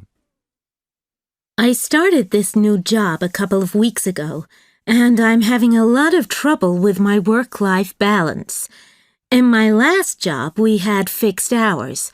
We had to be at the office at 9 on the dot, and we always finished at exactly 5. Any work we hadn't finished, we could just leave for the next day. But this new job's very different. I mean, in this job, we can come into the office any time between 8 and 10 in the morning. Then we can choose whether to have a lunch break or not. Then it gets a bit complicated. If we have a lunch break, we can leave between 4 and 6. If we don't have a lunch break, we can go home between 3 and 5. Okay, well, at first this system sounded really good, especially for me because I have young children. But the problem is that if we haven't finished our work, we have to finish it off at home. So it's actually very difficult to draw the line between work and home. For example, on Mondays, I can leave the children at school, go to the gym, and get into the office quite late. But I can't take a lunch break because I need to leave early to pick the children up from school. They come out at 4. Then I have to work from home in the evening to finish what I have to do. Track 23. If you look at this chart, you can see how we plan our projects. This one is a survey we're working on this year about where people like to shop. Okay. Well, we always start by having a team meeting. That's in the first column called tasks. So, in this team meeting, we decide what we need to do, who's going to do it, and when it's got to be ready, right? So, you can see here in the second column, we've got the start date of the project. That's the 23rd of January. That's the same day we have the team meeting. If you look down the tasks column, you can see that the first thing we have to do is write a draft questionnaire. You know, like an outline of the questions we want to ask. Then we have to check the questionnaire to make sure the questions are right. If you look at the lines in column 3, you can see the dates when we have to complete important tasks in the project. These are what we call milestones in the project. For example, when we've checked the questionnaire on the 25th of April, we'll have reached a milestone, and when we've completed the survey on the 30th of June, we'll have reached another milestone. On the 15th of August, when we finish entering the data on the database, we'll have finished the first phase of the project. The second phase of the project involves writing the report. We'll be doing that between the 15th of August and the 15th of September, and that's the deadline for the project to be handed to the client. Track 24. Section 2. You will hear a human resources manager talking about her company's work-life balance policy. First, in the exam, you will have 20 seconds to look at questions 1 to 5. Listen carefully and answer questions 1 to 5. In our company, we believe that our employees are more productive, they work better if they're happy. Naturally, we have to make sure the company makes a profit, but at the same time, we need to think about the physical and mental health of our employees. We do understand that they aren't just working machines, so we have a policy of helping them find a fair balance between their work and their private lives, what we call a work-life balance. We do this in several ways. Firstly, we have a family-friendly policy, so parents can look after their children when they're very young. For example, sometimes they need to work flexible hours, times that aren't fixed. Other times, parents have to work part-time, and quite a lot work from home. Another example of our family-friendly policy is our generous maternity leave package. In our company, we allow women who've had a baby to take a whole year off work after the baby's born. And of course, while they're away, their jobs are protected. Before you hear the next part of the talk, in the exam, you will have 20 seconds to look at questions 6 to 8. Track 25. Now listen and answer questions 6 to 8. Because we want our employees to be happy, we carried out a survey recently to find out which working patterns are really most popular. In general, our staff prefer to work at the office. In fact, nearly half come in during regular office hours, from 9 to 5. Anyway, we also asked about part-time work, working from home, and another option, job sharing. Job sharing is a kind of part-time work where two people share the responsibilities for one full-time job. Anyway, we found that only 5% of our staff wanted to share a job, so it's not very popular on the whole. But when it comes to working part-time, we were surprised to find that 27% of our employees would actually prefer it. That's a very high number, really, over a quarter of the staff. And then it was interesting to see that quite a lot of our staff, 20% in fact, would like to work from home. Before you hear the rest of the talk, in the exam you will have 20 seconds to look at questions 9 and 10. Track 26. Listen carefully and answer questions 9 and 10. I'd like to give you an example of the kind of person who benefits most from our family-friendly policy. Sally is one of our assistants in accounting who has 2 small children. Sally's husband travels abroad a lot, so she has to look after the children on her own most of the time. Both the children go to a nursery early in the morning. So we've agreed that Sally can come in at 8 o'clock after she leaves the children. At lunchtime, Sally's sister picks the children up from the nursery. But she has to go to work herself at 3 o'clock. So Sally leaves the office at 2 to collect the children from her sisters. And she makes up the extra time by finishing her work at home. That is the end of section 2. In the exam, you will have half a minute to check your answers.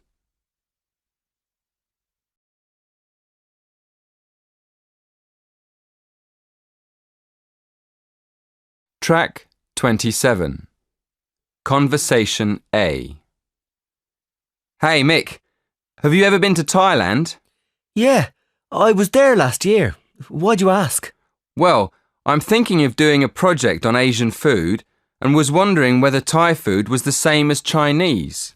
Oh, right. Thai food's not exactly the same as Chinese, but they both have a really healthy diet with lots of vegetables. Some of the dishes are pretty hot and spicy, though. Conversation B. Hi, Tony. Do you have a moment? Sure. What's it about? Well, I'm researching types of homes across the world, and I thought I'd ask you where people live in Australia. Sure. Which part of Australia are you thinking about? I mean, there are blocks of flats in most cities, the same as anywhere else in the world. Conversation C. Hi, Barbara. How's your Japanese language project going? It's great. I'm learning about the Japanese alphabet at the moment.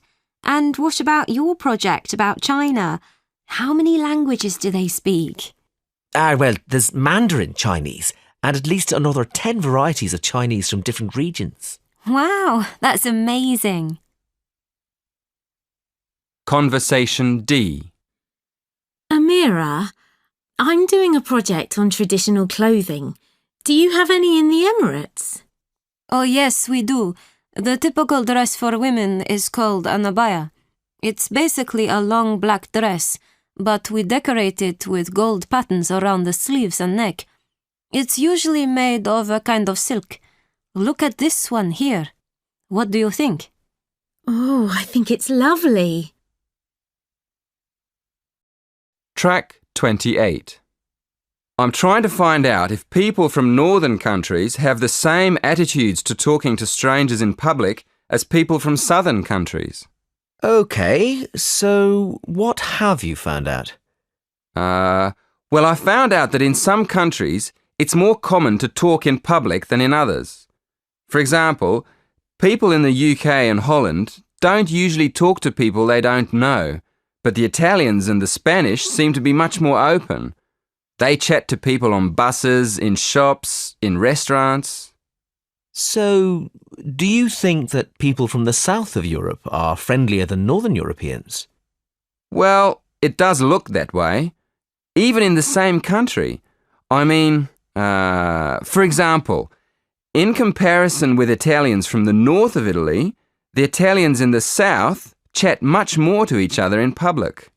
It does sound interesting. Well, that's fine. I think you've found a good topic. Track 29. Hi, Barbara. Why don't you join our group? We're going to give a presentation about what we eat at each meal in our home countries. Oh, great. I love finding out about other cultures. So, where do we start? Breakfast? In the UK, we have cereal, toast, eggs, and tea or coffee for breakfast. Have you got that, Mina? Yes, but breakfast in India is completely different. We have a lot of different kinds of breakfast across India, but mostly we eat some type of bread with lentils. Oh, is that right? In China, we have tea with noodles or rice and vegetables for breakfast. So, what do you have for lunch, Barbara? Well, you know, in the UK, we don't usually have a big lunch. We usually just have a sandwich. But it's different in India, isn't it? Oh, definitely. I don't like sandwiches at all. We have rice and vegetables for lunch in India. Yeah, we have a cooked meal at lunchtime too. We usually have noodle soup and the main course. We have our main meal in the evening in the UK as well. Quite often we have chicken, meat or fish with potatoes and vegetables. Track 30. Hi, Mina. Shall we have a look at the material for our presentation on marriage customs? Yeah, sure. I've got a lot of information about India. How about you? Yes, I've got material about marriage in the Emirates. Shall we get going? What about meeting? How do people in India meet in the first place? In traditional Indian families, the parents used to arrange the marriage, and the couple used to meet for the first time when the boy visited the girl's house. But that's changed now. Yeah, we used to have arranged marriages in the Emirates too. Did the groom have to give anything to the bride's family? I mean, did they give them a gift or money? Well, in India, in the old days, the girl's family used to give the boy's family a gift, like money or jewelry, but it's not allowed anymore. Wow, in my country, the groom still has to pay all the expenses. Have there been any changes in marriage customs in India in recent years? Well, yes. I found an article about special websites for finding partners. It says that because so many young people from India study abroad these days, their families are using websites to find marriage partners for them. Oh, okay. And where does the couple live when they get married? That's another thing that's changing. In the past, the bride used to go to live with the family of the groom.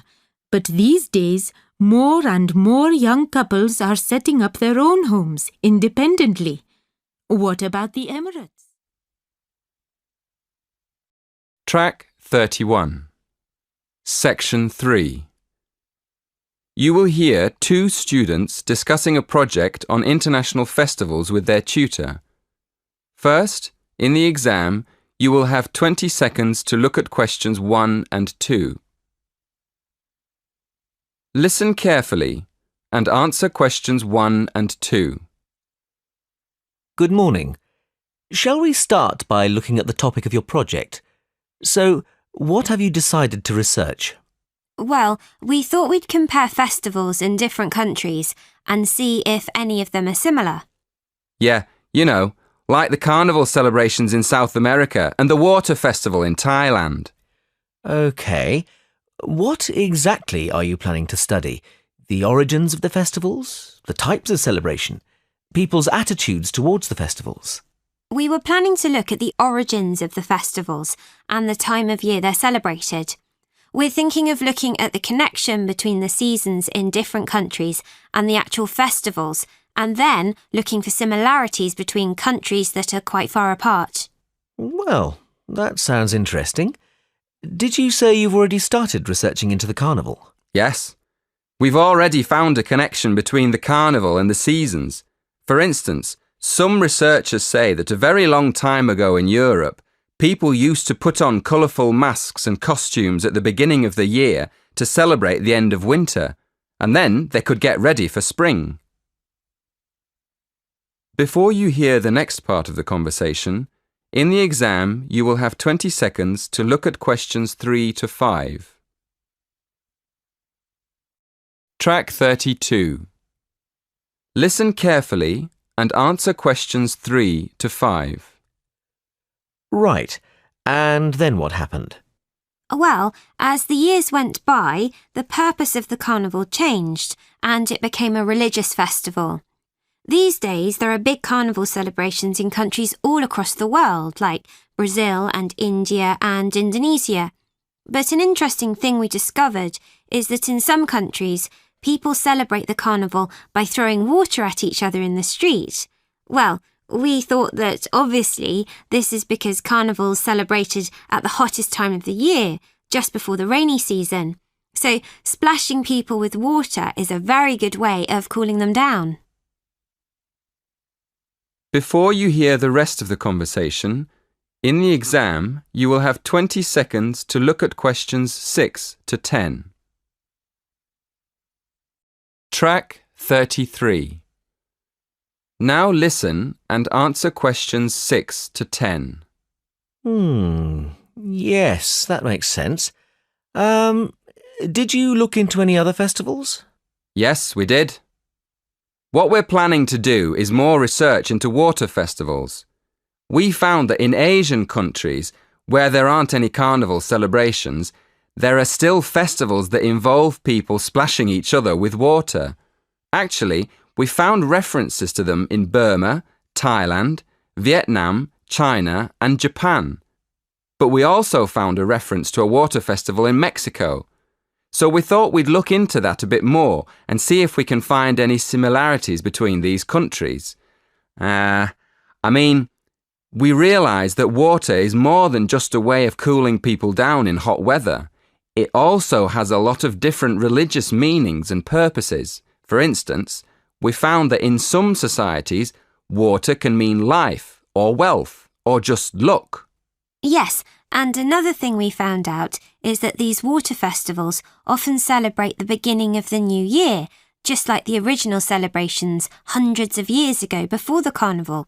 So, up to now, we found that the carnival and the seasons are linked by ancient traditions and that water plays an important part in the celebrations. That is the end of section 3. In the exam, you will have half a minute to check your answers.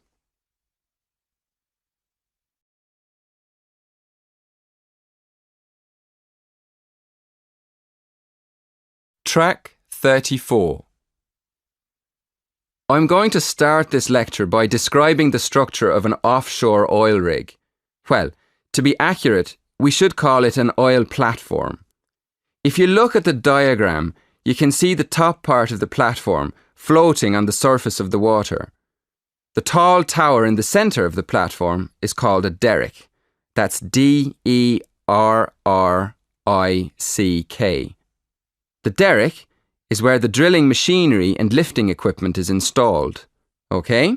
Now, if you look about halfway down the diagram on the right, you can see a helicopter. It's parked on the helicopter pad. Helicopters are used mostly to transport employees to and from the platform when they have free time. Now, if you look underneath that, at the very bottom of the platform, you can see one of the 4 support towers. These support the rest of the platform. These metal structures are usually attached to the seabed by long cables. Right. Now, the last part of the platform I'm going to describe is on the other side, just above the level of the water. It's a crane. That's spelt C-R-A-N-E. Cranes are used everywhere in construction, but this one is specialist equipment for lifting heavy spare parts at sea. In fact, apart from the derrick, you can see 3 cranes in the diagram. Track 35. Some experts believe that if we knew how to control the power of the sea, we could generate enough electricity for the whole world. But, in this talk, I'm going to focus on the UK and our capacity for generating electricity from wave and tidal energy. I'm going to look at how many megawatts we generated before 2008 and how many we expect to produce in 2014. So, if you'd like to look at the chart, you'll see that before 2008, our capacity was only 1 megawatt. But in 2008, when oil prices rose, there was an increased interest in marine power, and our capacity grew quite dramatically to 4 megawatts. Now, you might have expected this figure to rise consistently over the years, but, in fact, it dropped again in 2009 to only 2 megawatts. This was because oil prices fell again, so there was less interest in developing alternative power sources. But nowadays, the cost of oil production is going up again, and there's been a renewed interest in marine power. As a consequence, capacity has increased steadily since 2009, reaching 18 megawatts in 2012. This trend is expected to continue in the near future, reaching a total capacity of 50 megawatts in 2013 and 60 megawatts in 2014. Track 36. Section 4. You will hear a lecture on deep-sea exploration. First, in the exam, you will have 20 seconds to look at questions 1 to 4. Listen carefully and answer questions 1 to 4. Good evening. My talk this evening will cover 3 main themes. First, I'll outline a timeline of how deep-sea exploration vessels developed. Secondly, I'll describe the most recent of these, the Deep-Sea Challenger. And finally, I'll look at some of the benefits of this deep-sea research. OK, to start with, let's look at how underwater exploration vehicles have developed over the years. The first manned deep-sea exploration vessel was invented in the 1920s. It was called a bathysphere, better known as a diving bell. It was basically a round metal structure with windows with just enough room for 2 men to sit in. And it was lowered into the ocean on a cable. The first descent in the diving bell took place in 1930, and in 1934 it went down to a depth of nearly 1,000 metres, which was impressive for the time. The problem with the diving bell was that it had no power of its own, and there wasn't much room for the researchers to move around. So, the next development after the diving bell was the bathyscaphe, a small manned submarine invented in the 1940s. The difference between the two was that the bathyscaphe had its own power source, which allowed the scientists to investigate in the depths of the ocean more freely. A bathyscaphe called the Trieste reached a record depth of 10,000 metres in 1960. Since then, a new record has been set by James Cameron, who descended to a depth of 11,000 metres for the first time in 2012. Before you hear the next part of the conversation, in the exam, you will have 20 seconds to look at questions 5 to 8. Track 37. Listen and answer questions 5 to 8. So let's move on now to look at the submarine that took James Cameron so far down into the ocean. If you look at the drawing of the Challenger, you can see the pilot's chamber at the very bottom of the submarine. It's a very small section where the pilot sits and controls the sub and all the equipment on it. Now let's have a look at how the submarine is powered. Going up from the pilot's chamber, in the middle of the sub, on the right-hand side of the drawing, you can see a whole section covered in batteries. They provide the power source that takes the sub all the way to the bottom of the ocean and back up to the surface again.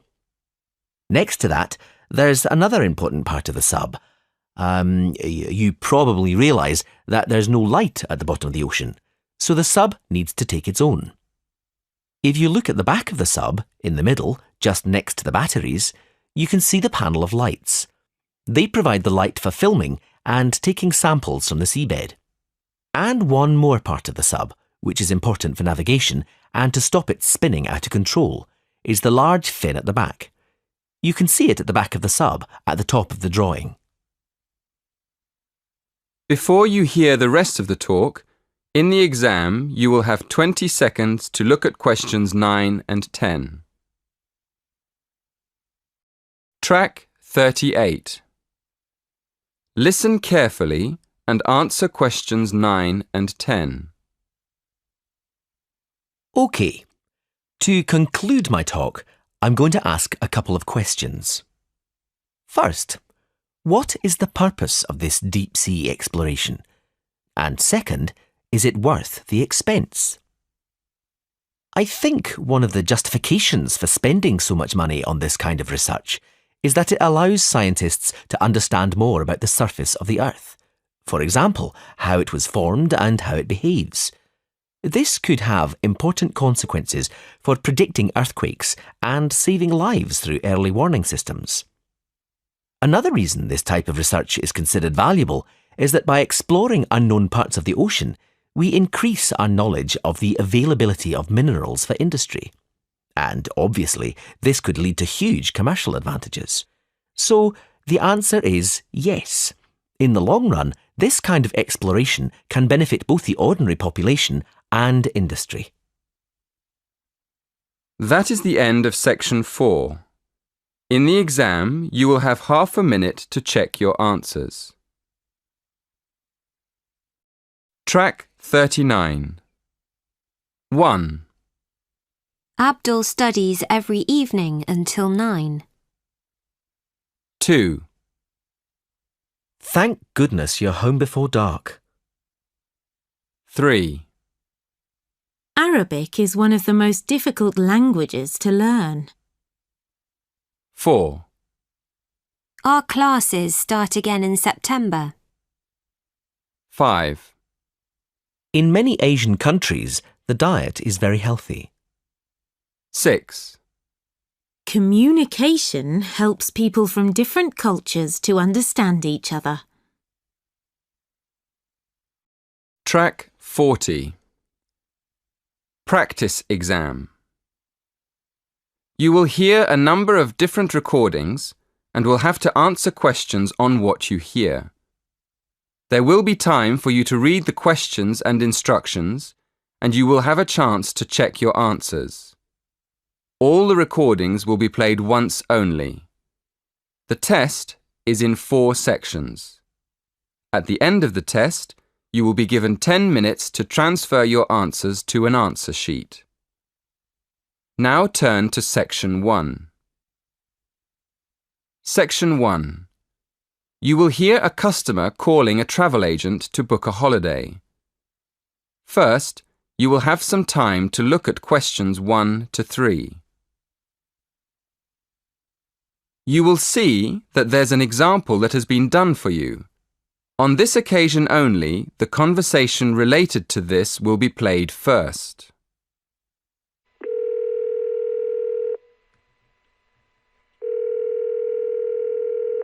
Hello, Travelwide, can I help you? Oh yes, good morning. I'm looking for a hotel for a long weekend. The caller says that he is looking for a hotel for a long weekend. So the answer is C, a few days. Now we shall begin. You should answer the questions as you listen, because you will not hear the recording a second time. Listen carefully and answer questions 1 to 3.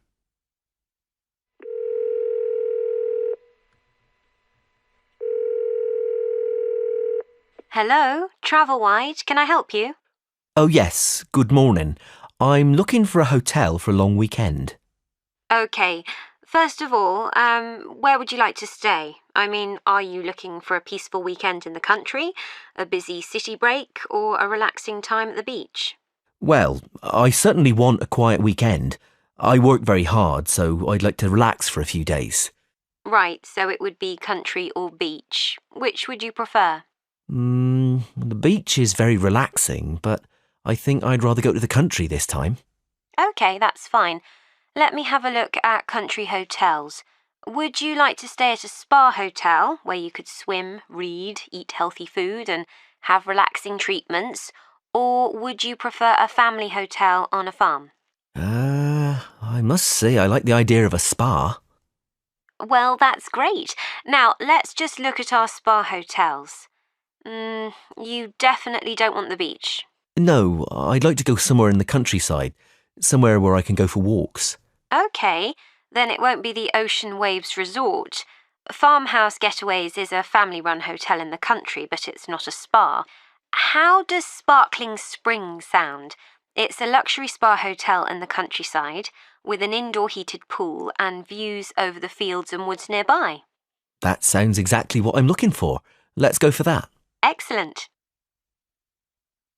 Before you hear the next part of the conversation, you have some time to look at questions 4 to 7. Track 41. Now listen and answer questions 4 to 7. Now, if I can take some details, I can make the booking for you. Could I have your full name, please? Yep. My name's William French. William French. And your address? Number 4, The Willows, Stanmarch, Norfolk, NE1 4SP. The Willows. Sorry, how do you spell that? Willows. The Willows. Thank you. And can I have a contact number for you? Yes, my mobile's probably the best one. It's 07632 112254. 07632 112250. No, it's 07632 112254. Sorry, 54. And when would you like to go? On the weekend of the 15th of June. Fine. Checking in on the 15th of June. And when would you like to check out? I'd like to stay until the night of Monday the 18th of June, so I'd be leaving on Tuesday the 19th. Right. Check out on Tuesday the 19th of June. And how will you be paying? By credit card. How much will it be? Let me see. 4 nights at £90 per night is £360. Is that okay? It includes breakfast and dinner and a treatment a day. Yes, that sounds fine. I'm looking forward to it. Before you hear the rest of the conversation, you have some time to look at questions 8 to 10. Track 42. Now listen and answer questions 8 to 10. Would you like me to tell you how to get to the hotel once you're in the village? It's a bit difficult to find. Oh, yes, please. I have maps on my mobile phone, but there isn't always a signal. OK. Well, coming into the village from the motorway, which is in the east, the first building you see on your right is the church. It's right opposite the garden centre. OK. The church is on my right and the garden centre on my left. Yes. Just after that, you'll come to the railway crossing, and then you'll see the river on your left. After that on the right, you'll see the school. It's just before the bridge over the river. So the school's before the bridge? Yes, that's right. Now, just after the bridge, you'll see a turning on your left. Take that and follow the road through the fields. On your left, between the road and the river, you'll see a lot of vegetable gardens. Just keep going down the road to the end. It leads straight into the car park at the spa. You can't miss it. It's at the end of the road. Thank you very much for your help. My pleasure. I hope you have a lovely weekend. That is the end of section 1. You now have half a minute to check your answers. Track 43, section 2. You will hear a talk by a tour guide. First, you will have some time to look at questions 11 to 13. Now listen carefully and answer questions 11 to 13. Good morning. Welcome to the Science Museum. There's so much to do here. You could spend all day going from one exhibition to another. But if your time is limited, I'd suggest choosing maybe just one main exhibition. At the moment, I suggest that you don't miss our new exhibition of everyday inventions. It's amazing to see how objects we use in our daily lives, like paper clips, tea bags and light bulbs, were invented in the first place, and how they've developed over the years into such an essential part of our lives that we hardly ever notice them. You shouldn't miss it. The other thing I'd suggest if you don't have much time is a guided tour of the free exhibitions. These tours usually start on the hour, at 1 o'clock, 2 o'clock and so on. They're quite short, only half an hour, so you could do a couple of tours in an afternoon if you wanted to. If you'd like to go on a tour, you should go to the entrance of the exhibition on the ground floor and wait for the guide there. Before you hear the next part of the talk, you have some time to look at questions 14 to 17. Track 44. Now listen and answer questions 14 to 17. Just to give you an idea of the range of exhibitions we have here at the museum, I'm going to tell you about the exhibitions and activities we have for visitors of different ages. First of all, for the little ones, we have a fascinating area called Shapes and Patterns, where they can play with objects and images and see how they form different patterns. It's really colourful and exciting. Kids love it. Then, at the other end of the scale, we have more complex exhibitions that appeal more to our older visitors. There's one about the history of aviation, how planes developed over the years. Older visitors may even be able to remember some of the earlier planes on display.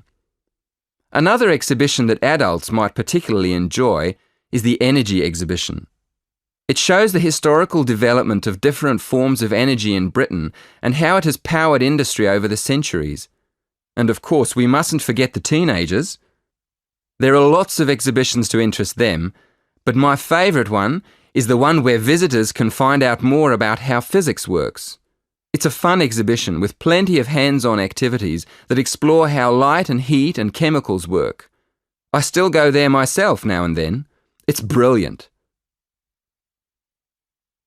Before you hear the rest of the talk, you have some time to look at questions 18 to 20. Track 45. Now listen and answer questions 18 to 20. Most of our exhibitions are free, but you will need a ticket for some of the special ones, like the 3D film shows. So let me explain how you get a ticket online.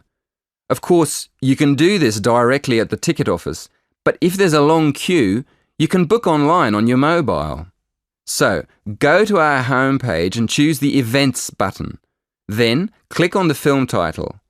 That'll take you to the next window. In the right-hand corner, you'll see a little calendar. Choose the date on the calendar and then go to the next window. There's a drop-down box there for you to choose the time and another one for the number of tickets. Careful on that page. There are different prices for adults and children. When you've done that, go to the final page and choose your payment method. That is the end of section 2. You now have half a minute to check your answers. Track 46, Section 3. You will hear 2 students and their tutor discussing a survey project. First, you will have some time to look at questions 21 to 23. Now, listen carefully and answer questions 21 to 23. So, what's the survey about, Tom? It's about where students want to live and how they choose. Basically, their accommodation preferences. We've actually tried it out with a few students already. Okay, that sounds fine. So, to start with, how many questions have you got? 20? Is that too many? Yes, it is, really. People get fed up answering lots of questions and they stop thinking about their answers. Right, so we need to think about that again. What do you think of the first 3 questions? You want to know what affects students' choice of accommodation when they go to university? Yes, we want to find out which has the most effect. The cost, the number of rooms in the house or flat, or the distance from campus. And then we asked another question. Oh, yes? What else did you want to find out? Well, we wondered whether public transport was important. You know, not many students have cars, so it might be quite important for them to be near somewhere where they could catch a bus or train. Yeah, that's a good question. Before you hear the next part of the conversation, you have some time to look at questions 24 to 26. Track 47.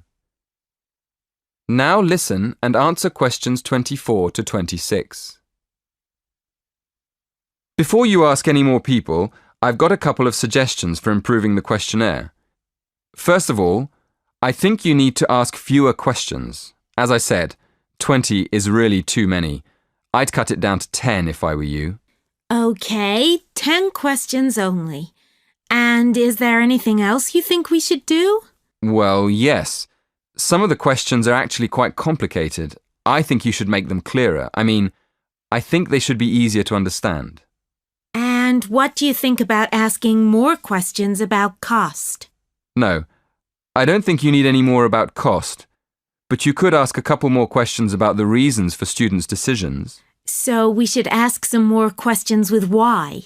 Yes, I think you'd get quite a lot more information if you did that. Thank you. Before you hear the rest of the conversation, you have some time to look at questions 27 to 30. Track 48. Now listen and answer questions 27 to 30. We've already got some results from our first questionnaire. Do you think we could use them? I don't see why not. What have you found out so far? Well, the number of rooms was only important for 16% of the people we asked. It looks like a lot of students are quite happy to share a room, and even fewer people were concerned about being near a bus stop, only 10% in fact. I'm surprised about that. But what about the distance from the university? Well, that was quite important. Around 20% of the students we asked wanted to be close to campus. That makes sense. And what about the cost? Yeah, as we expected, the cost was by far the most important factor. More than half the students were concerned with the cost, 54% to be exact. Only 54%? I thought it would be closer to 80%. That is the end of section 3. You now have half a minute to check your answers. Track 49, Section 4. You will hear a lecture on bird migration. First, you will have some time to look at questions 31 to 34. Now listen carefully and answer questions 31 to 34. My lecture this evening will focus on the migration of birds. That is, how birds fly in big groups from different parts of the world at certain times of the year. In the first part of the lecture, I'll talk about the reasons why birds migrate, when they migrate, and which parts of the world they migrate from and to. To start with, why do birds migrate? Well, there are two main reasons. 1, they migrate to look for food, and 2, they travel to parts of the world that are more suitable for breeding. In fact, these reasons are closely linked. As you can imagine, when birds are breeding, they need extra food to feed their young. And in the spring, in the cooler climates of Europe, there is a lot of food for birds, especially insects. So generally, during the spring, birds fly up from the tropics, which are hot, to cooler climates in the north. They stay there for a few months to bring up their young. And then, when the weather in the north gets cold in the winter, they fly back to warmer climates in the south. Before you hear the next part of the talk, you have some time to look at questions 35 to 37. Track 50. Now listen and answer questions 35 to 37. Now I'd like to talk a bit about how global warming has affected bird migration. One of the effects of global warming has been to make the spring come earlier in the northern regions of the world. When spring comes early, the plants and insects that birds need to bring up their young are also available earlier. Research has shown that quite a lot of birds have started to migrate earlier because of higher temperatures. But unfortunately for some species, this hasn't been early enough. What I'm saying is that birds that are travelling a long way for breeding may arrive too late to find enough food to feed their young, and their population drops drastically. Scientists are currently researching more about this. Before you hear the rest of the talk, you have some time to look at questions 38 to 40. Track 51. Now listen and answer questions 38 to 40. Now, I thought I'd finish by just briefly describing a few different patterns of migration. Migration varies with the type of bird and the area they come from. For example, one kind of migration is partial migration. This means that some birds in a particular species will migrate and others won't. It usually depends on how the weather affects food supplies, and very often happens in the tropics. In another migratory pattern, a bird called an Arctic tern migrates the whole length of the globe, from the North Pole to the south. The Arctic tern travels between 12 and 15,000 kilometres each way when it migrates in a complete circle around the world. It's quite amazing. Right, and lastly, I'd like to mention a pattern which isn't nearly as spectacular, but is very interesting. And this is the way many birds migrate across North America. In this pattern, the birds fly northwards in the west of the country and then back south again in the east. So, if you imagine it, they're actually migrating in a circular pattern, like the hands of a clock, not in a straight line, as we might think. That is the end of the listening test. You now have some time to check your answers.